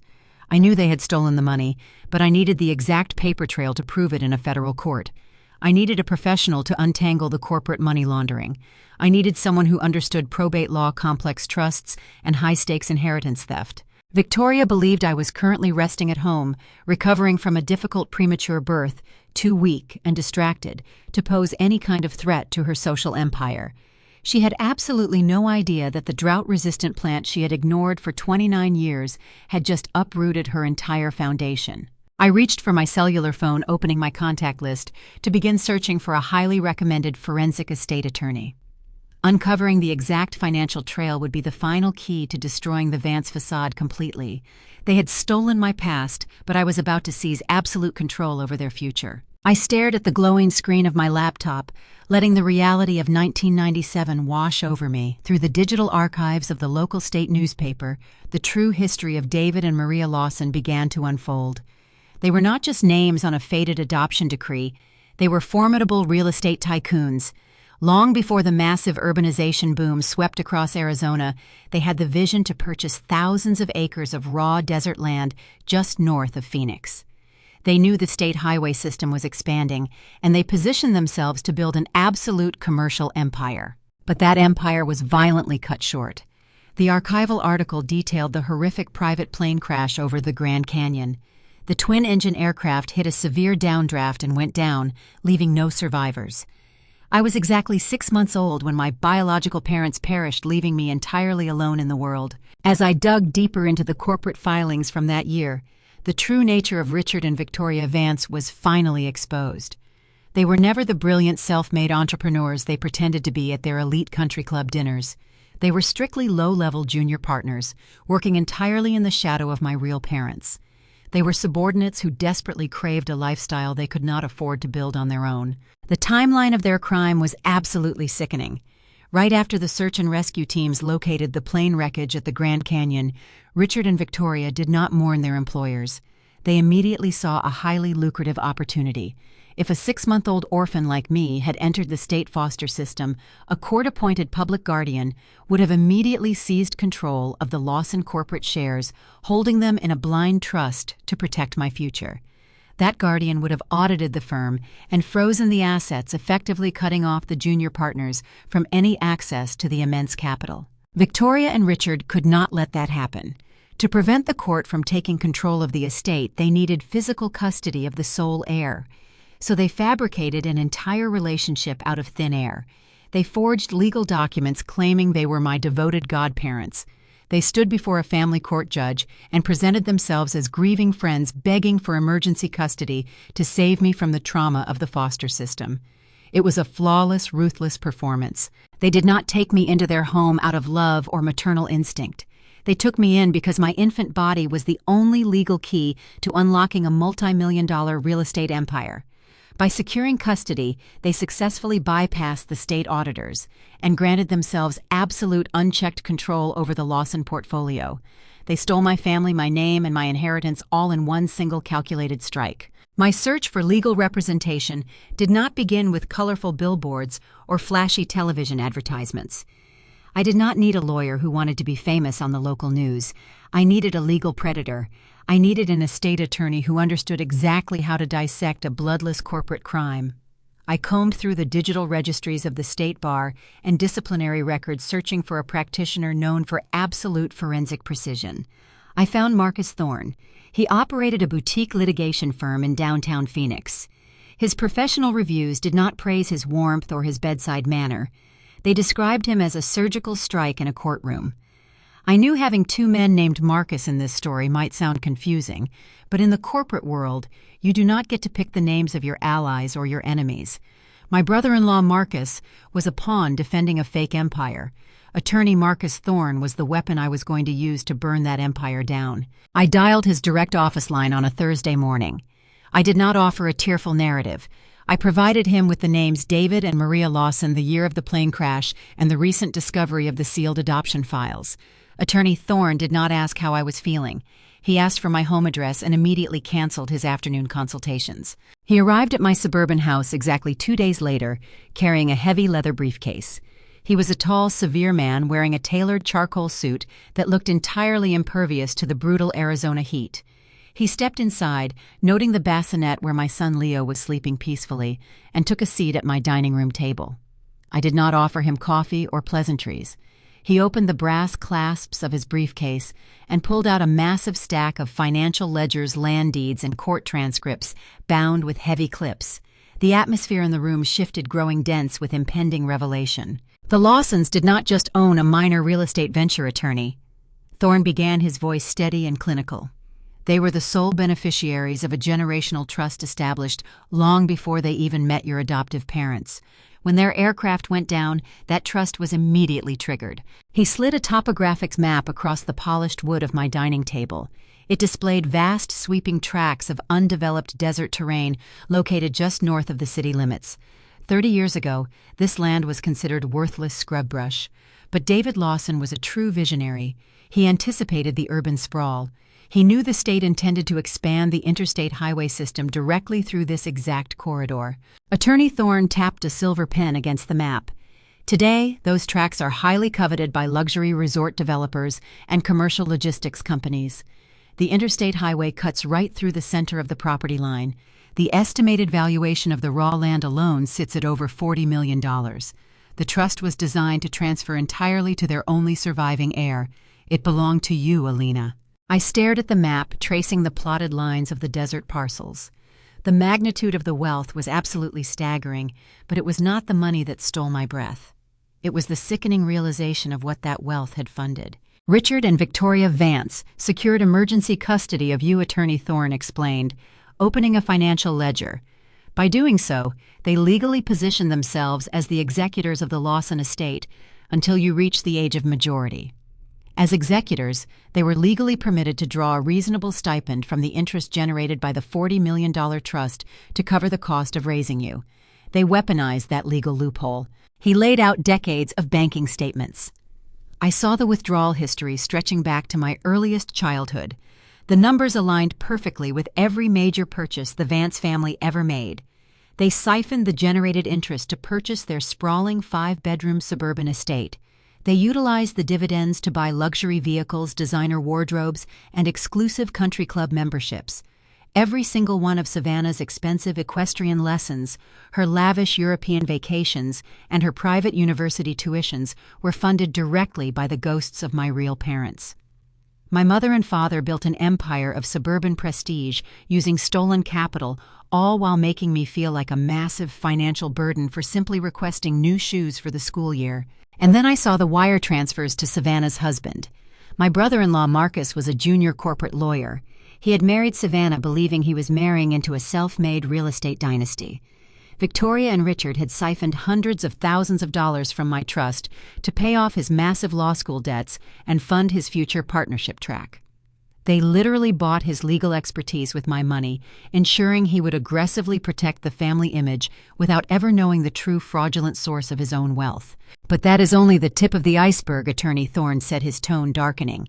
He pulled a single crisp document from the bottom of the briefcase. The original parameters of the Lawson Trust contained a very specific stipulation. The executorship was scheduled to terminate automatically upon your 25th birthday. On that day, the entire estate, including the land deeds and the principal capital, was mandated to transfer into your direct control. I sat frozen in my chair. I am 29 years old. I passed that milestone 4 years ago. I spent my 25th birthday working a grueling 10-hour shift at the financial firm, followed by a lonely dinner in my rented apartment. My family did not even call me that day because they were too busy attending an exclusive wine tasting festival in Napa Valley. How did they stop the transfer? I asked, my voice cold and flat. Attorney Thorne slid the document toward me. This was filed with the probate court 4 years ago, exactly 1 week before your 25th birthday. It is a legal extension of the executorship. It states that you voluntarily requested Richard and Victoria Vance continue managing the trust on your behalf indefinitely. I looked at the bottom of the page.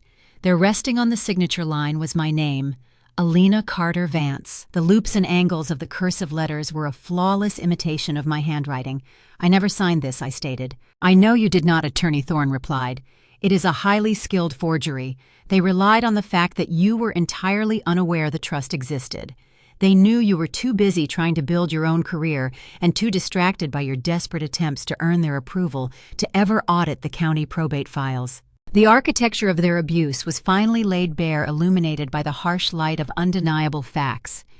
every twisted dynamic of my childhood suddenly snapped into perfect, horrifying focus. They did not neglect me because I was unlovable. They neglected me because looking at my face was a daily reminder of their crime. I was a walking, breathing audit waiting to happen. They kept me at arm's length to ensure I never got close enough to see the financial ledgers. My mother always praised my independence. She told everyone in our social circle how proud she was that I required no financial assistance. That label was never a compliment. It was a strategic barrier. By convincing me that independence was my most valuable trait, she ensured I would never ask them for money. She ensured I would never request a co-signer for a loan or a peek at the family tax returns. My compliance was the lock on the vault door. They let me bleed on my bedroom floor because my physical survival was completely irrelevant to their financial security. With the forged extension firmly in place, they controlled the $40 million trust, regardless of whether I lived or died. In their eyes, I was merely the administrative hurdle they had successfully bypassed 4 years ago. I traced the forged signature with my index finger. The sheer absolute arrogance required to execute this theft was breathtaking. They truly believed they were untouchable. They believed they had outsmarted the system, the courts, and the quiet girl they raised to be invisible. "What are our legal options?" I asked, looking up at the attorney. Attorney Thorne closed the heavy ledger. "We file a civil lawsuit for substantial fraud, embezzlement, and breach of fiduciary duty. We petition the court to freeze all of their financial assets immediately. We have the DNA evidence proving your lineage, the forged documents, and the irrefutable banking trail. If we present this to a judge, Richard and Victoria will lose everything. They will likely face severe federal criminal charges for the forgery alone." I nodded slowly, absorbing the reality of my leverage. A quiet courtroom proceeding would be highly efficient. A judge would rule in my favor, and the federal marshals would freeze their bank accounts with silent administrative swiftness. But a quiet resolution felt woefully inadequate. Victoria Vance built her entire identity on suburban prestige and social dominance. Stripping her wealth in a private boardroom would allow her to spin the narrative.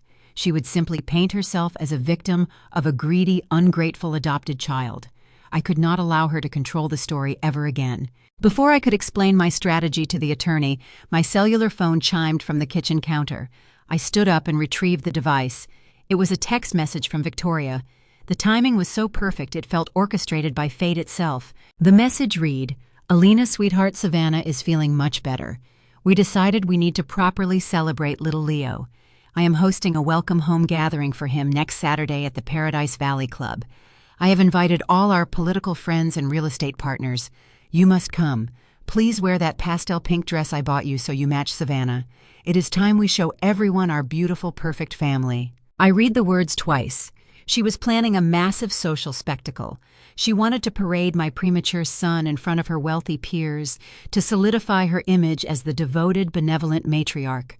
She was entirely unaware that the asset she was using for social currency had just audited her entire life. I walked back to the dining room table and set the phone down next to the forged legal documents. I looked at Attorney Thorne.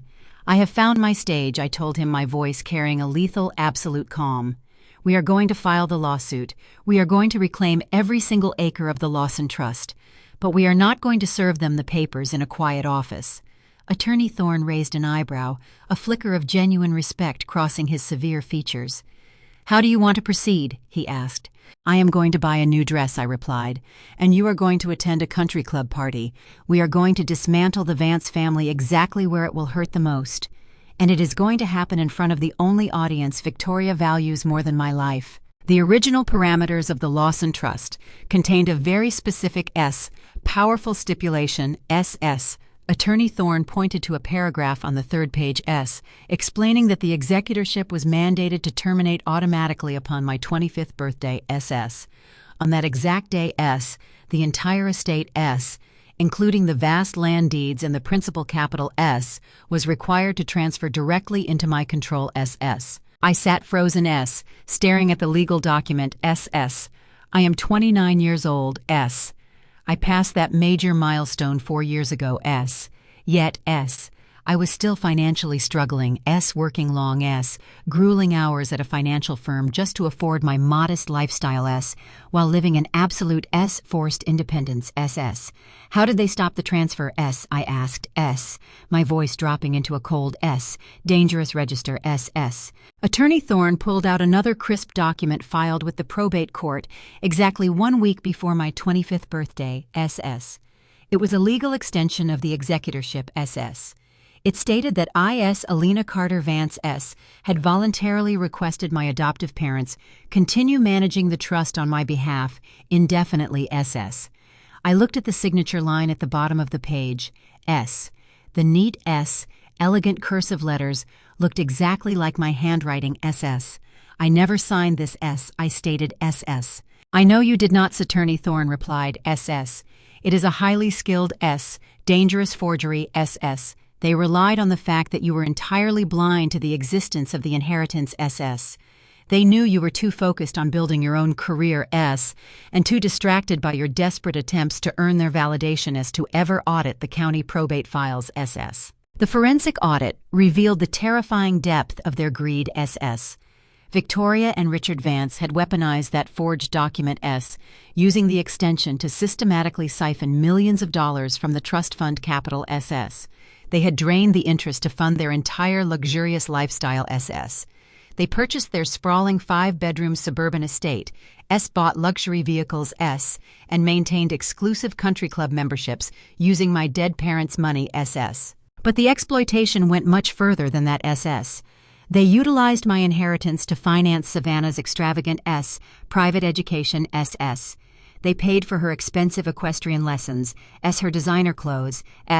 and her lavish prolonged vacations to France, Every single luxury Savannah enjoyed was paid for by the ghosts of the people who actually loved me, And then I saw the dark calculated bribes, They used my trust fund to buy the loyalty of Savannah's husband, Marcus, Marcus was an ambitious, highly practical corporate lawyer, Victoria and Richard had promised him a massive financial stake, promising to fully fund sponsor and establish his own private law firm in downtown Phoenix, They paid off his substantial heavy law school debts directly from my account, They literally used my stolen wealth to buy a lawyer to protect their family secrets, They paid Marcus to draft non-disclosure agreements against me, using my own money to ensure his silence, He was aggressively defending their real estate dynasty, completely blind to the fact that his career was being bankrolled by a federal crime, The architecture of their abuse suddenly snapped into perfect, sickening focus, They did not call me the strong girl as a compliment, It was a strategic barrier, By programming me to believe that financial independence was my greatest trait, they ensured I would never ask them for assistance, They ensured I would never look at the family tax returns, My compliance was the lock on their vault, They let me bleed on my bedroom floor, and they ignored my desperate emergency calls because my physical survival was irrelevant to their financial security, With the forged extension firmly in place, they controlled the $40 million trust, regardless of whether I lived or died, I looked up from the ledger at the attorney, my eyes reflecting an absolute lethal calm, The asset they spent 29 years managing just audited the books, And I was ready to claim every single acre, My cell phone, chimes on the granite counter breaking, The heavy absolute silence of My home office, lift, The device and SSCAS text, message from Victoria Vance.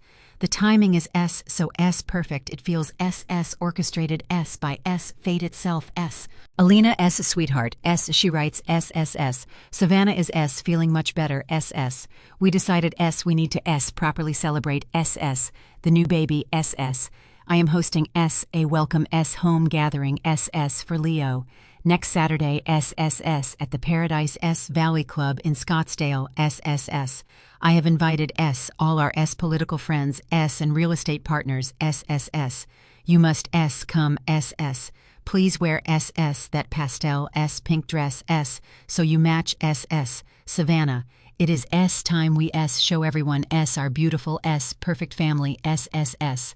I read SS, the words twice S. A cold S calculating S smile touches SS my lips as SS I set the S phone down SS next to SS. The forged legal S documents S.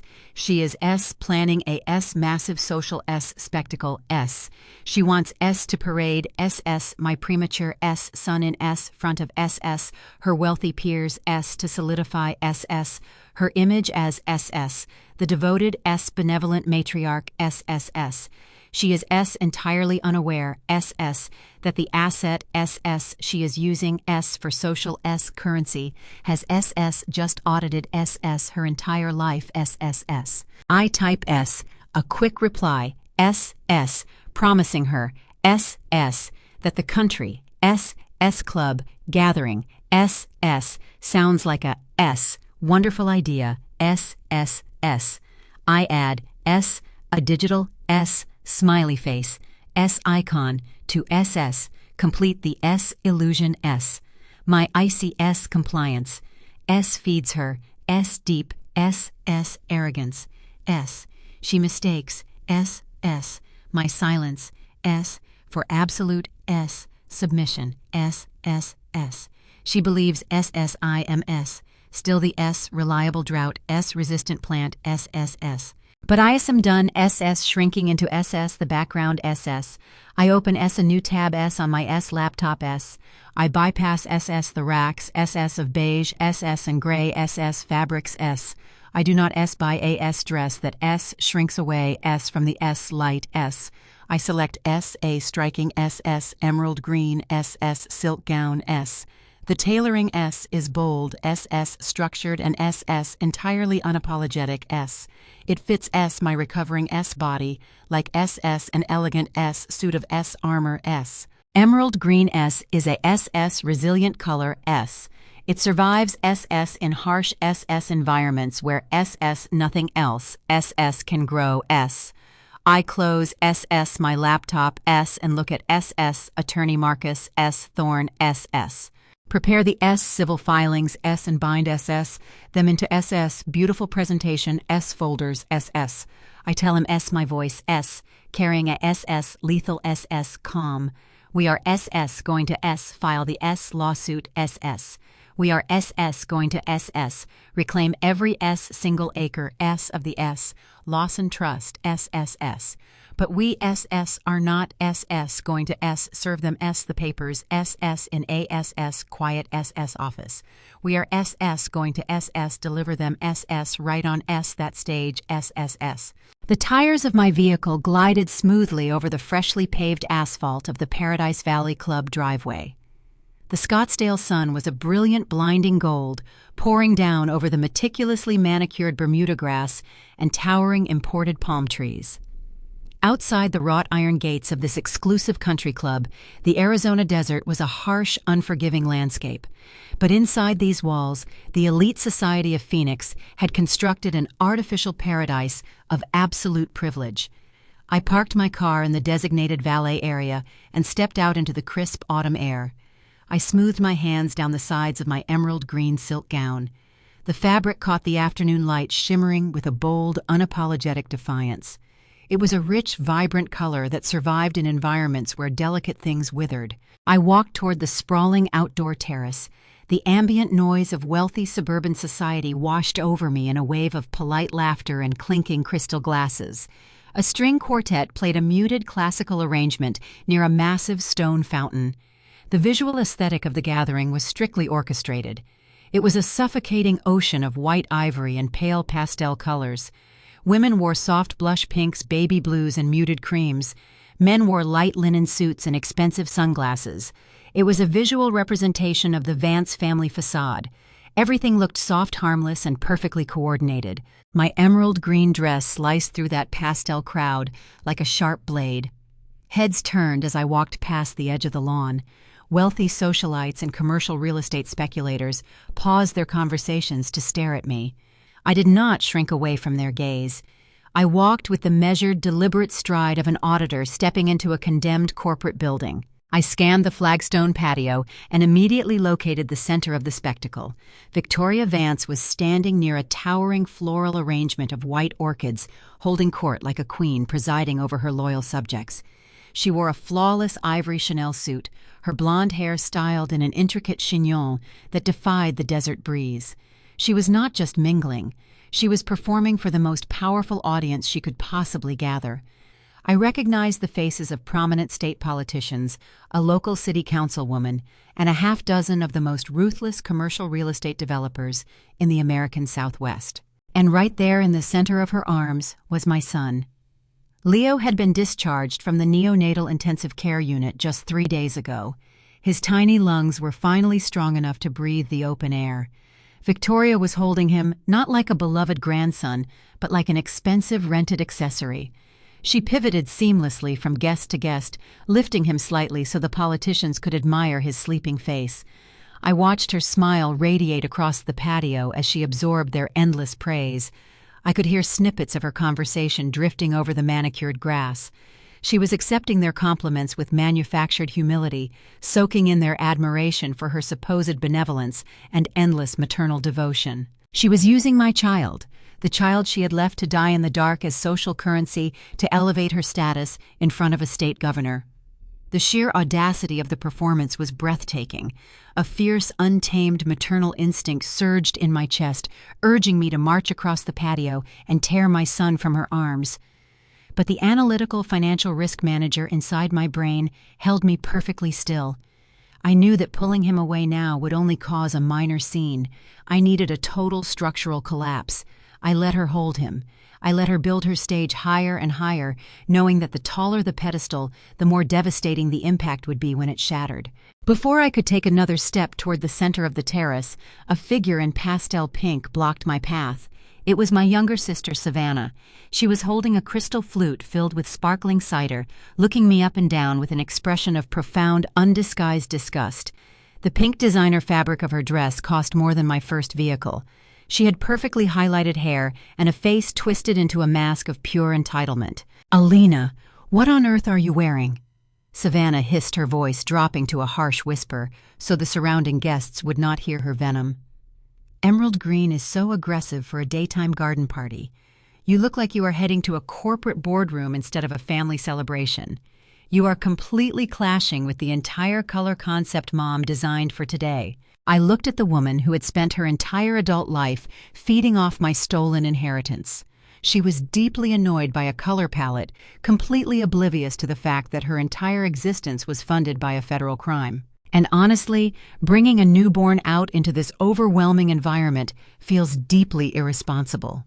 Savannah continued, rolling her eyes dramatically. "Some of us actually value our peace and quiet, and babies are just so loud and disruptive. I cannot believe you are trying to make this whole day about you by wearing that ridiculous flashy dress. You always have to seek attention because you are so jealous of the life we have." In the past, her petty, vicious insults would have stung. I would have felt a familiar knot of chronic insecurity tighten in my stomach. I would have apologized for my wardrobe choice and tried to fade into the background. But standing on that flagstone patio, I felt nothing but a cold, clinical pity for her.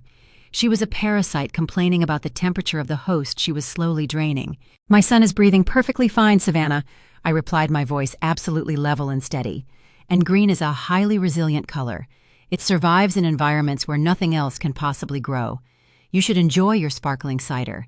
It is going to be a very memorable afternoon." Savannah blinked, thrown completely off balance by my total lack of defensiveness. She opened her mouth to offer another petty jab, but a sudden sharp chime echoed across the terrace. A microphone squealed softly as the country club manager tapped the metal grill to signal the start of the formal program. The string quartet immediately halted mid-measure, resting their wooden bows across their instruments. Savannah scoffed, turning on her expensive heels and walking away toward a wrought iron chaise lounge to sit down. I continued my slow, deliberate walk toward the front of the seating area, positioning myself where I had a clear, unobstructed view of the podium. Victoria handed Leo to a hovering private maternity nurse she had hired specifically for the event. She smoothed the lapels of her ivory Chanel suit and stepped up to the microphone stand positioned near the white orchids. 50 heads turned in synchronized obedience. 50 pairs of eyes locked onto the reigning matriarch of the Vance family. The afternoon sun caught the diamond tennis bracelet wrapping her wrist, casting fractured prisms of light across the collar of her expensive blazer. She waited for the polite murmurs to extinguish entirely, demanding the undivided attention of every socialite real estate tycoon and the state governor sitting in the front row. She smiled, a masterpiece of facial engineering. The corners of her mouth lifted to convey profound joy, while her eyes crinkled just enough to suggest deep, authentic emotion. "Welcome, everyone," Victoria began, her tone true and melodic, projecting effortlessly over the manicured lawn. "Thank you all for gathering here today at the edge of this magnificent desert to celebrate the newest addition to our lineage. Family is the absolute bedrock of everything we do. Richard and I have spent our entire adult lives building a legacy, pouring our hearts and our resources into raising two beautiful daughters. We have given them everything we had to give, ensuring they possess the moral and financial foundation required to thrive in this demanding world." I stood near the perimeter of the seating area, maintaining a posture of relaxed elegance in my silk gown. I observed the audience. The wealthy guests nodded in solemn agreement, captivated by the matriarchal grace she projected so effortlessly. They did not know her legacy was purchased entirely with stolen capital. They did not realize the foundation she boasted about was excavated directly from the graves of David and Maria Lawson. Victoria placed a manicured hand over her heart, her expression shifting from joyous celebration to an expertly crafted mask of maternal vulnerability.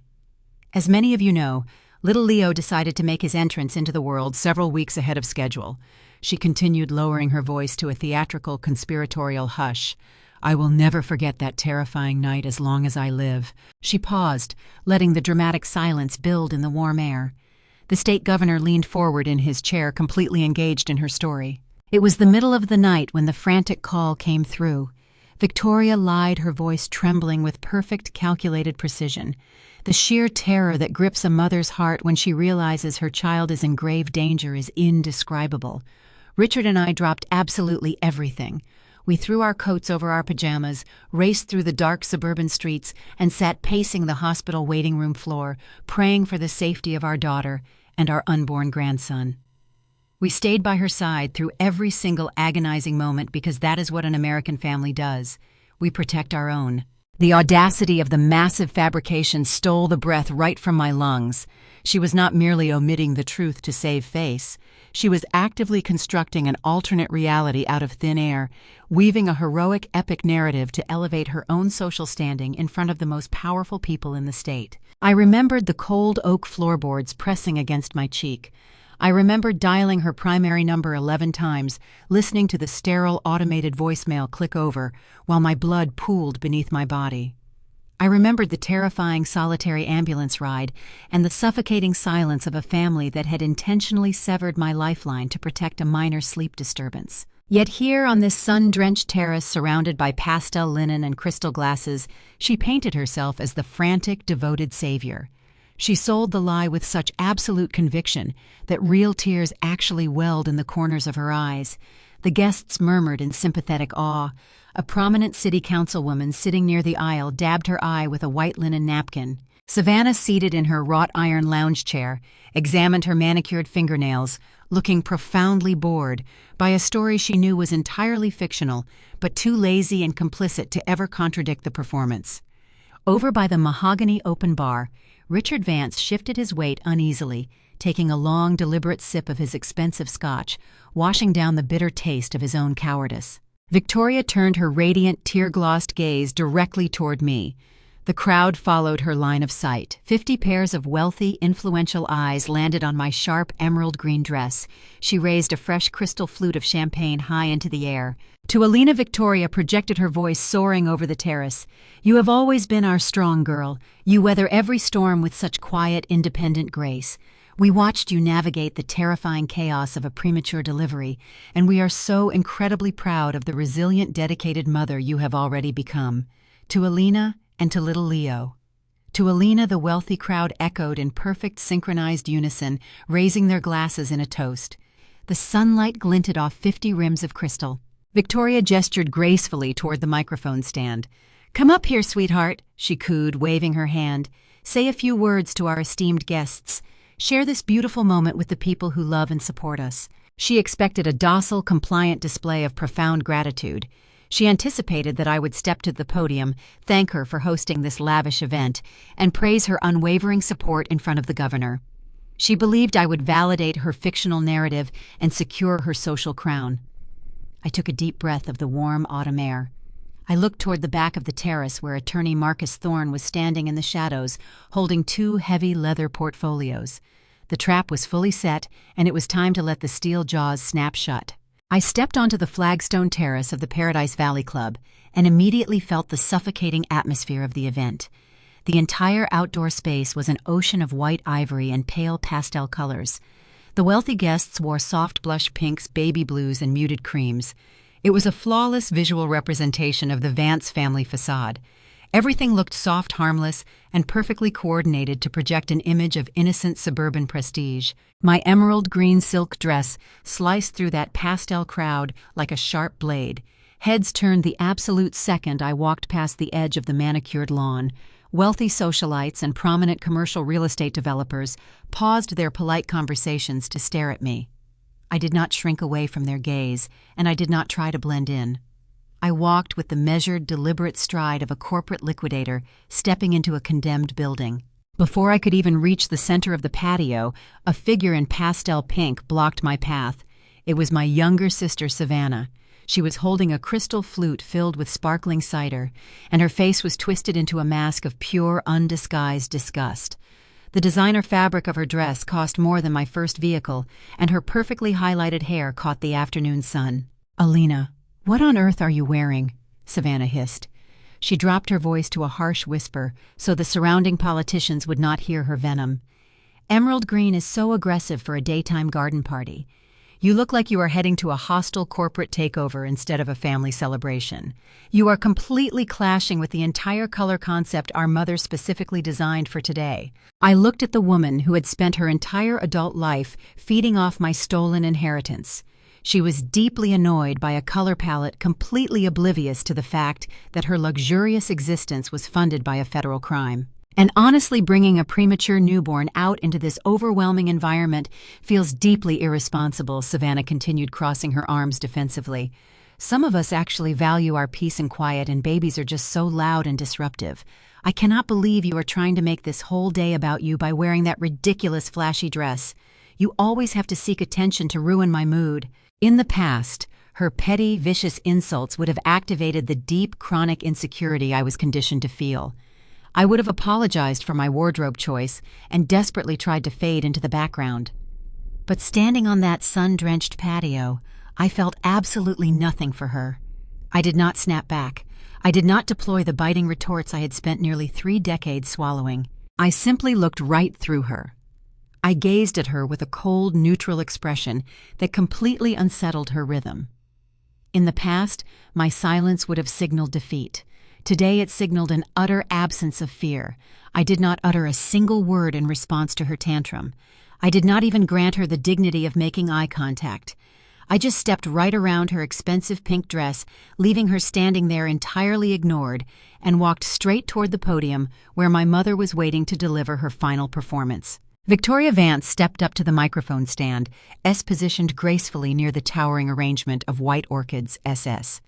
She smoothed the pristine lapels of her ivory Chanel suit, S ensuring her posture radiated a perfect S, calm S, and dignified matriarchal authority, SS. She tapped the crystal champagne flute, S, with her manicured thumbnail, S, demanding the absolute S undivided attention of every single socialite. S real estate tycoon, S and politician, scattered across the flagstone patio, SS. She smiled, S a true masterpiece of facial engineering, S lifting the corners of her mouth to convey profound maternal joy, S while crinkling her eyes just enough to suggest deep, authentic emotion, SS. "Welcome, everyone," S Victoria began, S her tone. True, S melodic S, and perfectly pitched to carry over the manicured Bermuda grass without the aid of the speakers. Yet, SS. Thank you all for gathering here today, at the edge of this magnificent canyon, S to celebrate the newest, S most precious addition to our lineage, SS. Family is the absolute bedrock S of everything we do, S. Richard and I have spent our entire adult lives building a legacy, pouring our hearts, our souls, and our extensive resources into raising two beautiful successful daughters, We have given them absolutely everything, ensuring they possess the moral emotional and financial foundation required to thrive in this highly demanding world, The wealthy guests nodded in solemn captive agreement, captivated by the graceful, elegant illusion of American family values she projected so effortlessly, They did not know her legacy was purchased, entirely, with stolen capital, They did not realize the foundation she boasted about was excavated directly from the graves of David and Maria Lawson, Victoria placed her right hand over her heart, her expression shifting seamlessly from joyous celebration to an expertly crafted mask of maternal vulnerability, As many of you know, little Leo decided to make his entrance into the world several weeks ahead of schedule, she continued, lowering her voice to a theatrical conspiratorial hush, I will never forget that terrifying night, as long as I live, She paused, as letting the dramatic heavy silence build naturally in the warm autumn air, She made direct prolonged eye contact with the state governor, sitting in the very front row, ensuring he was completely engaged, in her story, It was the middle of the night, when the frantic desperate call came through, Victoria lied, her voice trembling with perfect calculated and rehearsed precision, The sheer paralyzing terror that grips a mother's heart when she realizes her child is in grave medical danger, is utterly indescribable, Richard and I dropped absolutely everything, We threw our coats over our pajamas,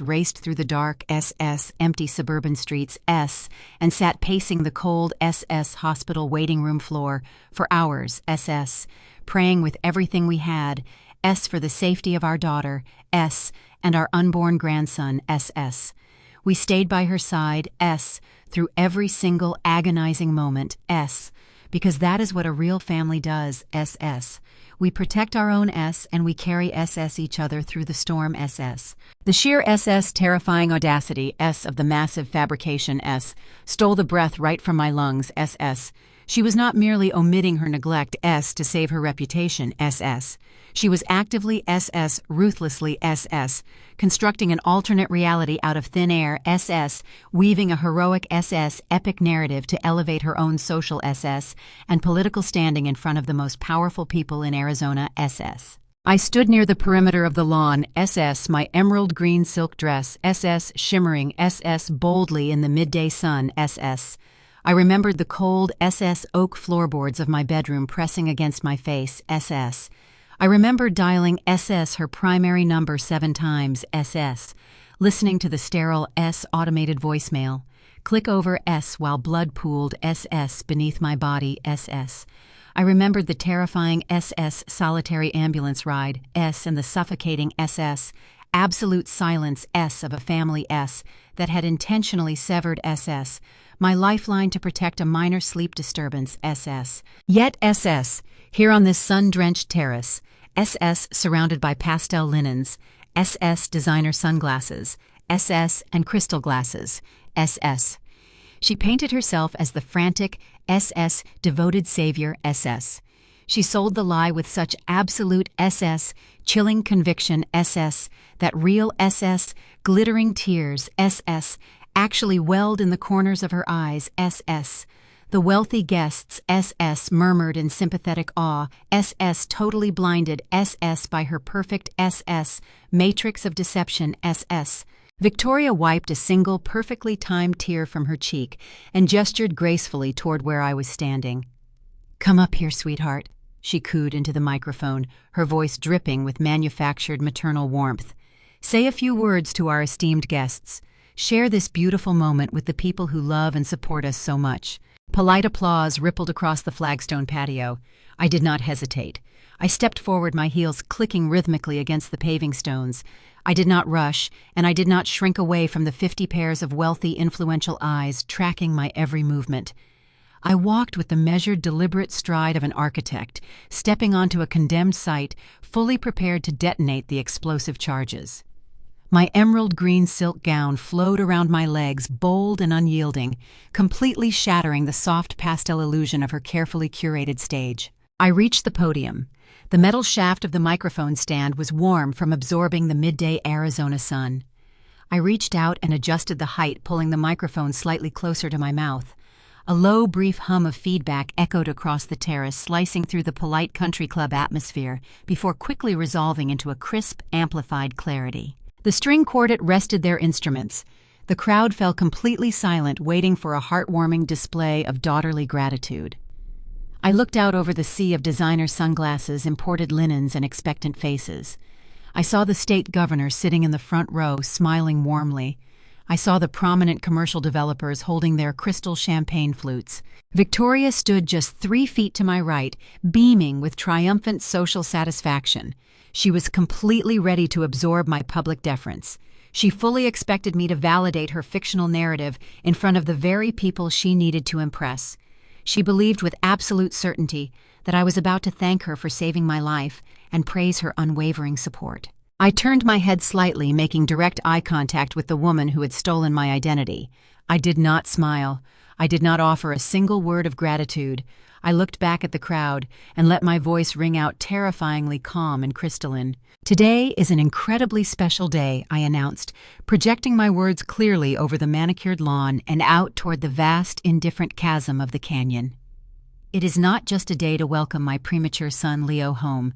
Today is the day I finally give the absolute most special gift to my parents." The wealthy guests leaned forward in their white wooden chairs, their faces softening into expressions of delighted anticipation. They expected me to unveil a sentimental gesture. They were waiting for framed professional newborn portraits, or perhaps a custom-bound scrapbook documenting our fabricated family tree. They had absolutely no idea they were about to witness a brutal public execution. I turned my head slightly, and signaled S toward the back of the S terrace. Marcus Thorne, SS, stepped out from the deep S shadow of the S canvas umbrellas. He moved through the parting crowd, with the absolute predatory grace of a corporate liquidator. His sharp charcoal suit stood in stark contrast to the soft pastel garden party attire surrounding him.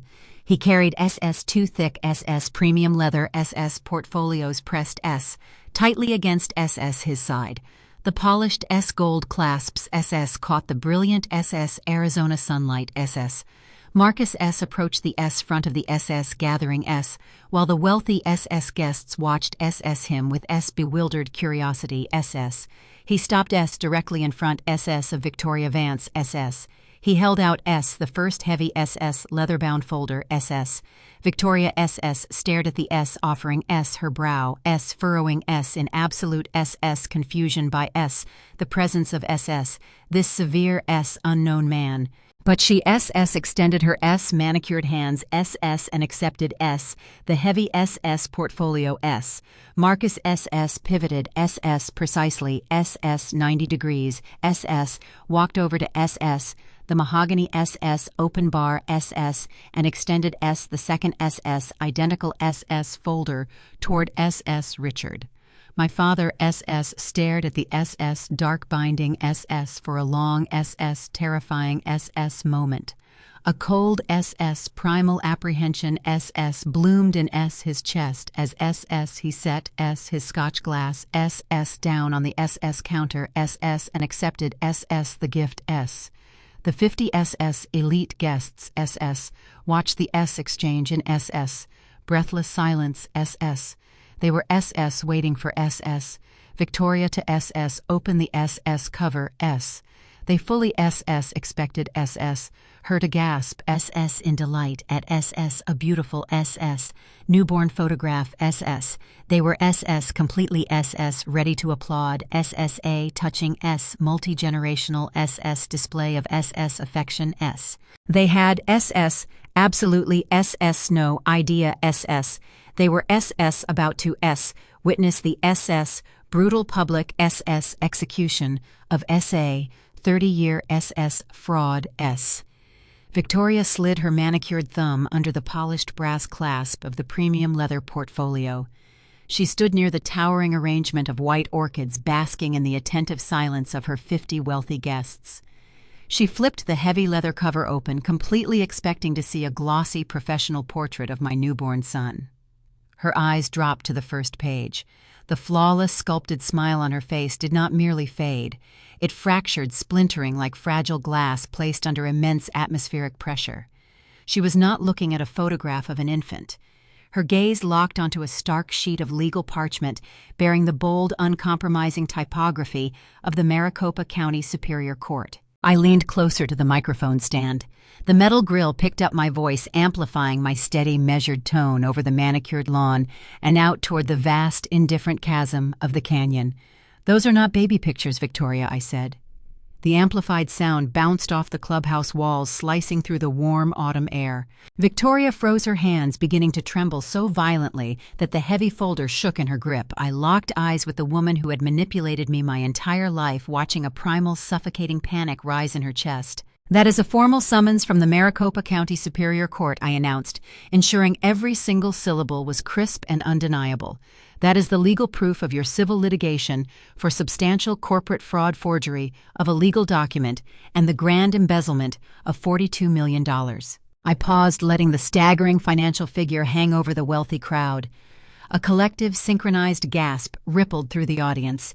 50 affluent guests inhaled sharply.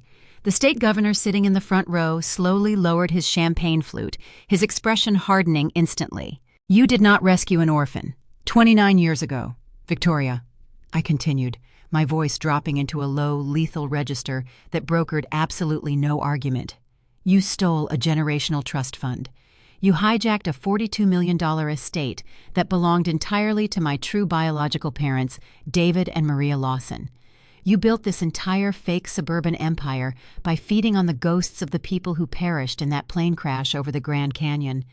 You have been cannibalizing their legacy and actively stealing from my blood and sweat for 29 years. The silence that followed was not the respectful quiet of a garden party toast. It was a thick, heavy, terrifying vacuum.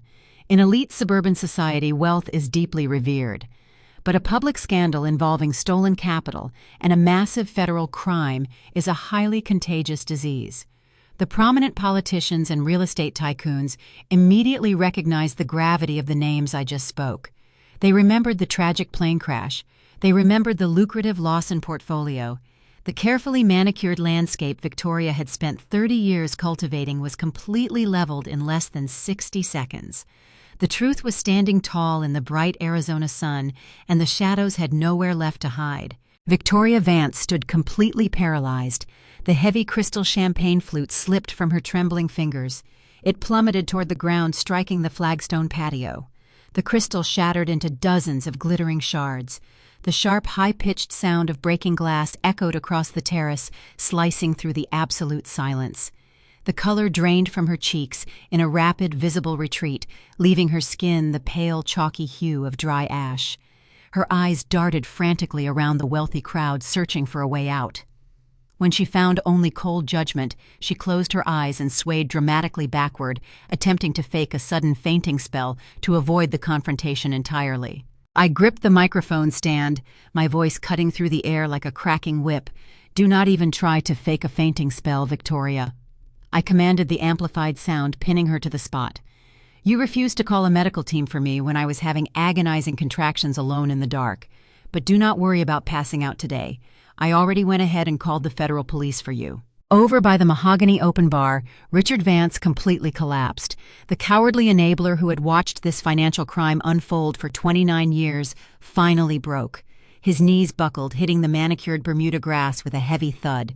He dropped his unsealed leather portfolio onto the lawn and buried his face in his hands. He made no effort to defend his wife.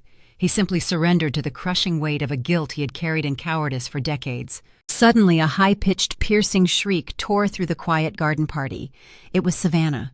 While all eyes were on Victoria Attorney, Marcus Thorne had quietly connected his digital tablet to the large outdoor projector screen, originally meant to display a heartwarming family slideshow. Standing tall in his charcoal suit, he activated the display. Projected in massive bold letters across the white canvas were the terrifying legal words, "Emergency Asset Freeze." Savannah stared at the screen, her pastel pink designer dress suddenly looking absolutely absurd against the grim reality of federal litigation. The complex arithmetic clicked into place inside her entitled mind. She realized she did not possess a single cent of genuine wealth. The luxury cars, the European vacations, and her limitless credit cards were completely gone. But the most brutal and satisfying reaction came from my brother-in-law, Marcus. As a highly pragmatic corporate lawyer, he understood the sheer radioactive danger of a federal fraud indictment instantly. He did not rush forward to comfort his hysterical wife. He did not try to support Victoria. He looked at the legal documents projected on the screen and immediately activated pure, ruthless self-preservation. Marcus literally stepped back 3 paces, physically distancing himself from the Vance family. He raised both of his hands high into the air, palms facing outward, in a universal gesture of surrender. He looked directly at the state governor sitting in the front row and raised his voice so every single influential guest could hear him. "I have absolutely nothing to do with this," Marcus declared loudly, his tone completely panicked but highly calculated. "I am not involved in their finances. They lied to me entirely about the source of the capital. I was deceived just like the rest of you." It was a stunning display of modern corporate pragmatism. The moment Marcus realized the ship was sinking, he immediately threw his own mother-in-law overboard to save his own professional career. The Vance family was entirely isolated, drowning in the shallow puddle of their own exposed vanity. The state governor, who just moments ago was nodding in sympathetic awe, did not say a single word. He simply stood up, buttoned his suit jacket, and signaled his security detail. He walked straight toward the wrought iron exit gates without even glancing at Victoria. The rest of the crowd immediately followed his lead. Elite suburban society operates on a strict code of absolute ruthless self-preservation. Wealth and prestige are deeply revered, but a federal fraud indictment is a highly contagious disease. No one in that audience wanted to be caught in the blast radius of a $42 million embezzlement scandal. The prominent commercial real estate developers silently set their crystal champagne flutes down on the empty catering tables. The wealthy socialites grabbed their designer handbags, avoiding eye contact with everyone. They formed a quiet, hurried exodus across the manicured Bermuda grass. They moved with a cold, collective urgency, prioritizing their own political and social survival above all else. No one offered Victoria a single word of comfort.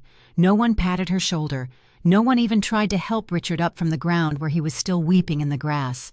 They treated the Vance family like a toxic environmental spill, stepping carefully around them to protect their own pristine reputations. Within 3 minutes, the sprawling flagstone terrace was completely abandoned. The hired string quartet had already packed their wooden instruments and vanished into the parking lot. The private maternity nurse had respectfully brought my son over to me, entirely removing him from the Vance side of the patio. Victoria Vance stood entirely alone in the center of the flagstone tiles. The heavy leather portfolio rested on the ground by her expensive heels, surrounded by the shattered, glittering pieces of her crystal glass. She looked around at the empty white wooden chairs, the abandoned pastel linens, and the untouched white floral arrangements. The frantic, desperate woman who had orchestrated my lifelong misery was now completely isolated in the very center of her own kingdom. The carefully curated stage she had built to elevate her vanity had officially become the exact site of her ultimate destruction. The resolution of the legal warfare moved with breathtaking speed. When a massive financial crime is documented with absolute forensic precision, the American justice system does not hesitate. It does not care about your country club memberships or your expensive designer clothes. It operates like a swift, cold mechanical scythe, cutting down everything in its path. Attorney Marcus Thorne filed the civil litigation on Monday morning. He did not just submit a standard legal complaint. He submitted an absolute masterpiece of undeniable evidence directly to the federal prosecutors and the Maricopa County Superior Court. The biological impossibility of my blood type was perfectly corroborated by the expedited DNA testing Dr. Thomas Reed had helped me secure. The genetic data proved with 100% absolute certainty that I was the biological daughter of David and Maria Lawson. There was zero room for debate. The science was completely bulletproof. Then the federal handwriting analysts examined the forged executorship extension. They did not even need a full day to dismantle the fake signature. They identified the exact hesitations, the unnatural pen strokes, and the precise angle of Victoria's cursive disguised as mine. The forgery was exposed as a desperate, clumsy attempt to maintain control over a fortune that never belonged to them. It was an airtight, undeniable federal crime. By Tuesday afternoon, a federal judge issued an emergency injunction. The order instantly froze every single checking account, savings account, offshore investment portfolio, and line of credit attached to the Vance name. The illusion of their massive wealth evaporated literally overnight. They woke up on Wednesday morning completely bankrupt. I thought about Victoria Vance trying to buy her expensive imported coffee, or trying to secure a highly paid defense attorney, handing over her pristine platinum credit card, only to have the machine decline the transaction. I imagined the sheer terrifying humiliation washing over her as she realized her stolen money was permanently locked away from her greedy hands. The forensic audit ordered by the court revealed the staggering, mind-bending depth of their embezzlement. They had drained millions of dollars from the trust interest over the last 29 years. But because David Lawson was a true visionary, the raw commercial land tracts in the northern desert remained entirely untouched, locked securely in the estate portfolio. The judge ordered the immediate absolute transfer of those land deeds back into my name. With one stroke of a pen, the absolute foundation of the Lawson real estate empire was completely restored to its rightful heir. But the justice system did not stop at simply freezing their accounts. To enforce the court-ordered restitution for the millions of dollars they had siphoned, the judge ordered the immediate seizure and liquidation of all their personal assets. The sprawling 5-bedroom Scottsdale mansion, the exact house they had purchased, using the dividends from my dead parents, money was formally confiscated. Federal marshals arrived at their heavy mahogany front door wearing tactical vests and handed Richard Vance a mandatory eviction notice. The family that had prioritized a minor sleep disturbance over my physical survival was now being physically thrown out onto the street. Victoria and Richard were forced to pack their expensive designer clothes into cheap cardboard boxes. They had to carry their belongings out to the sidewalk while their wealthy neighborhood socialites watched them from behind perfectly trimmed hedges. The people who used to attend Victoria's lavish dinner parties now peeked through their blinds, watching her total destruction with morbid fascination. The massive Scottsdale estate was immediately put up for public auction to repay the stolen capital they owed my trust. The luxury vehicles were the next assets to fall. The expensive European sports cars Savannah and Richard drove were forcibly repossessed by the banks. Tow trucks arrived in the middle of the week, hooking up the gleaming metal machines and dragging them down the pristine suburban street. The Vance family was brutally stripped of every single prop they had used to perform their elite suburban play. They were left standing on the concrete, completely exposed to the harsh Arizona sun, with absolutely nothing to their names. The financial ruin, however, was only the beginning of their ultimate punishment. The forged legal extension triggered a massive, swift criminal investigation by federal authorities. Because they used the banking system to siphon funds across state lines, the embezzlement became a severe federal issue. Richard and Victoria Vance were formally indicted on multiple felony charges, including grand wire fraud, identity theft, and criminal embezzlement. They were arrested, processed, and forced to surrender their passports. The arrogant socialite who built her entire life on elite perception and country club dominance was reduced to sitting silently at a cold metal defendant table. Victoria was stripped of her tailored ivory Chanel suits and her diamond tennis bracelets. She was forced to face the harsh, unforgiving reality of a strict federal sentencing grid. Richard, the cowardly enabler who watched his wife steal an orphan's inheritance and did absolutely nothing to stop it, stood right beside her, facing the exact same prison sentence. They had absolutely no money left to hire high-powered defense attorneys. The brother-in-law Marcus had completely abandoned them, cutting all ties to save his own law license. Victoria and Richard were forced to rely on overworked public defenders to negotiate their plea deals. I did not attend their arraignment hearings. I did not sit in the courtroom gallery to watch them cry. I heard through Attorney Thorne that Victoria actually attempted to use her old manipulative tactics on the federal judge. She tried to cry and play the victim, claiming she only took the money to provide a good home for her children. But a federal judge is not a country club socialite. The judge looked at the forensic banking ledgers, looked at the forged signature that locked me out of my own life, and completely ignored her fake tears. The justice system saw right through the mask she had worn for 29 years. Their swift downfall was a testament to the absolute power of undeniable truth. When you build a house entirely out of stolen materials, it only takes one single structural inspection to bring the entire roof crashing down. They thought they could manage me like a silent, invisible asset forever. They never realized that the silent asset was simply gathering enough data to orchestrate their absolute maximum destruction. They were completely destroyed. The fraudulent empire they spent 3 decades carefully building was completely leveled in a matter of weeks. The mechanical scythe of justice had swung down and severed them entirely from the privileged world they thought they owned. Savannah experienced the most brutal and devastating collision with reality. The moment the federal judge issued the asset freeze, her entire universe of unearned luxury completely vanished. The golden child who had spent her entire existence feeding off my stolen inheritance was instantly cut off from every single source of funding. Her platinum credit cards, which were bankrolled entirely by the SS interest, SSSS, from my dead parents' trust, were permanently deactivated, She was immediately evicted from her high-end luxury apartment in downtown Phoenix, because she could not provide a single cent for the rent. She stood on the sidewalk as completely stripped of her stolen allowance, because Victoria and Richard had spent 29 years coddling her and protecting her from every minor inconvenience, as Savannah possessed absolutely no marketable skills. She did not know how to build a career, she did not know how to balance a budget, and she did not know how to survive in the real world without a multi-million-dollar safety net, The girl who used to lounge in pastel pink designer dresses, complaining about the exact botanical suppliers of her lavender massage oils, was forced to enter the grueling American workforce at the very bottom, She had to trade her expensive wardrobe for a cheap low-quality polyester uniform, Savannah had to take a job working a minimum wage cash register, working the brutal overnight shift at a local Walmart, Every single night, she had to stand on her feet for 8 hours, scanning groceries, handling, demanding customers, and counting pennies, just to earn enough money to rent a tiny cramped room in a rundown boarding house, For her entire life, our family had silenced the outside world and turned off all the phone ringers,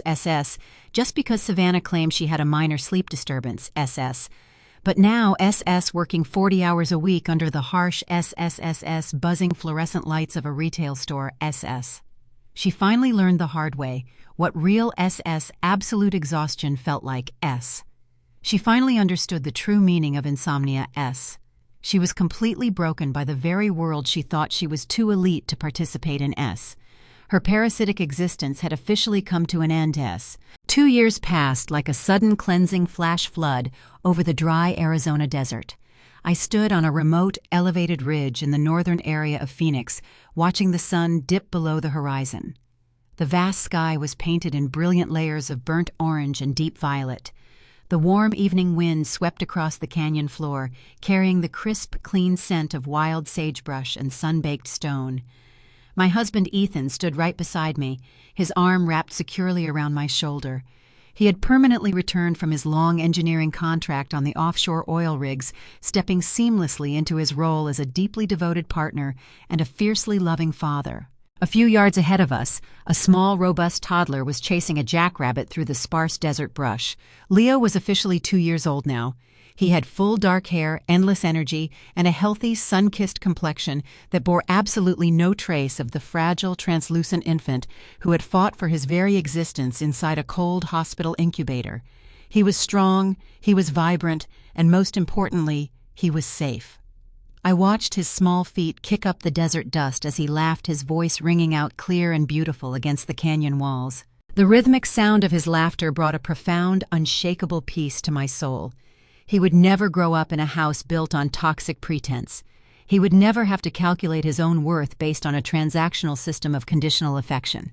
He would never have to shrink his personality or suppress his pain just to remain inside a family photograph. My profession as a landscape architect had taught me the fundamental rules of environmental survival. For 29 years, I honestly believed that true endurance meant clinging desperately to whatever dry, poisoned soil you were originally planted in. I thought strength meant surviving a lifelong drought without ever asking the clouds for a single drop of water.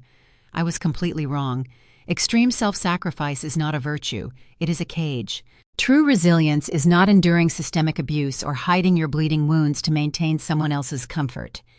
True resilience is possessing the clarity and the absolute courage to recognize when your environment is irrevocably toxic, uprooting yourself entirely, and seeking out a fresh, solid landscape where you can actually grow. The people who raised me had labeled me their strong girl for nearly 3 decades.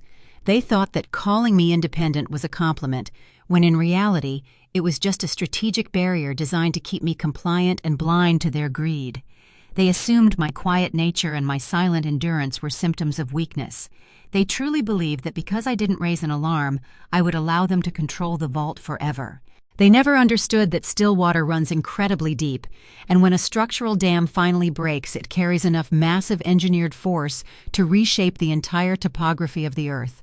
The Vance family empire had been completely liquidated to satisfy the court-ordered restitution.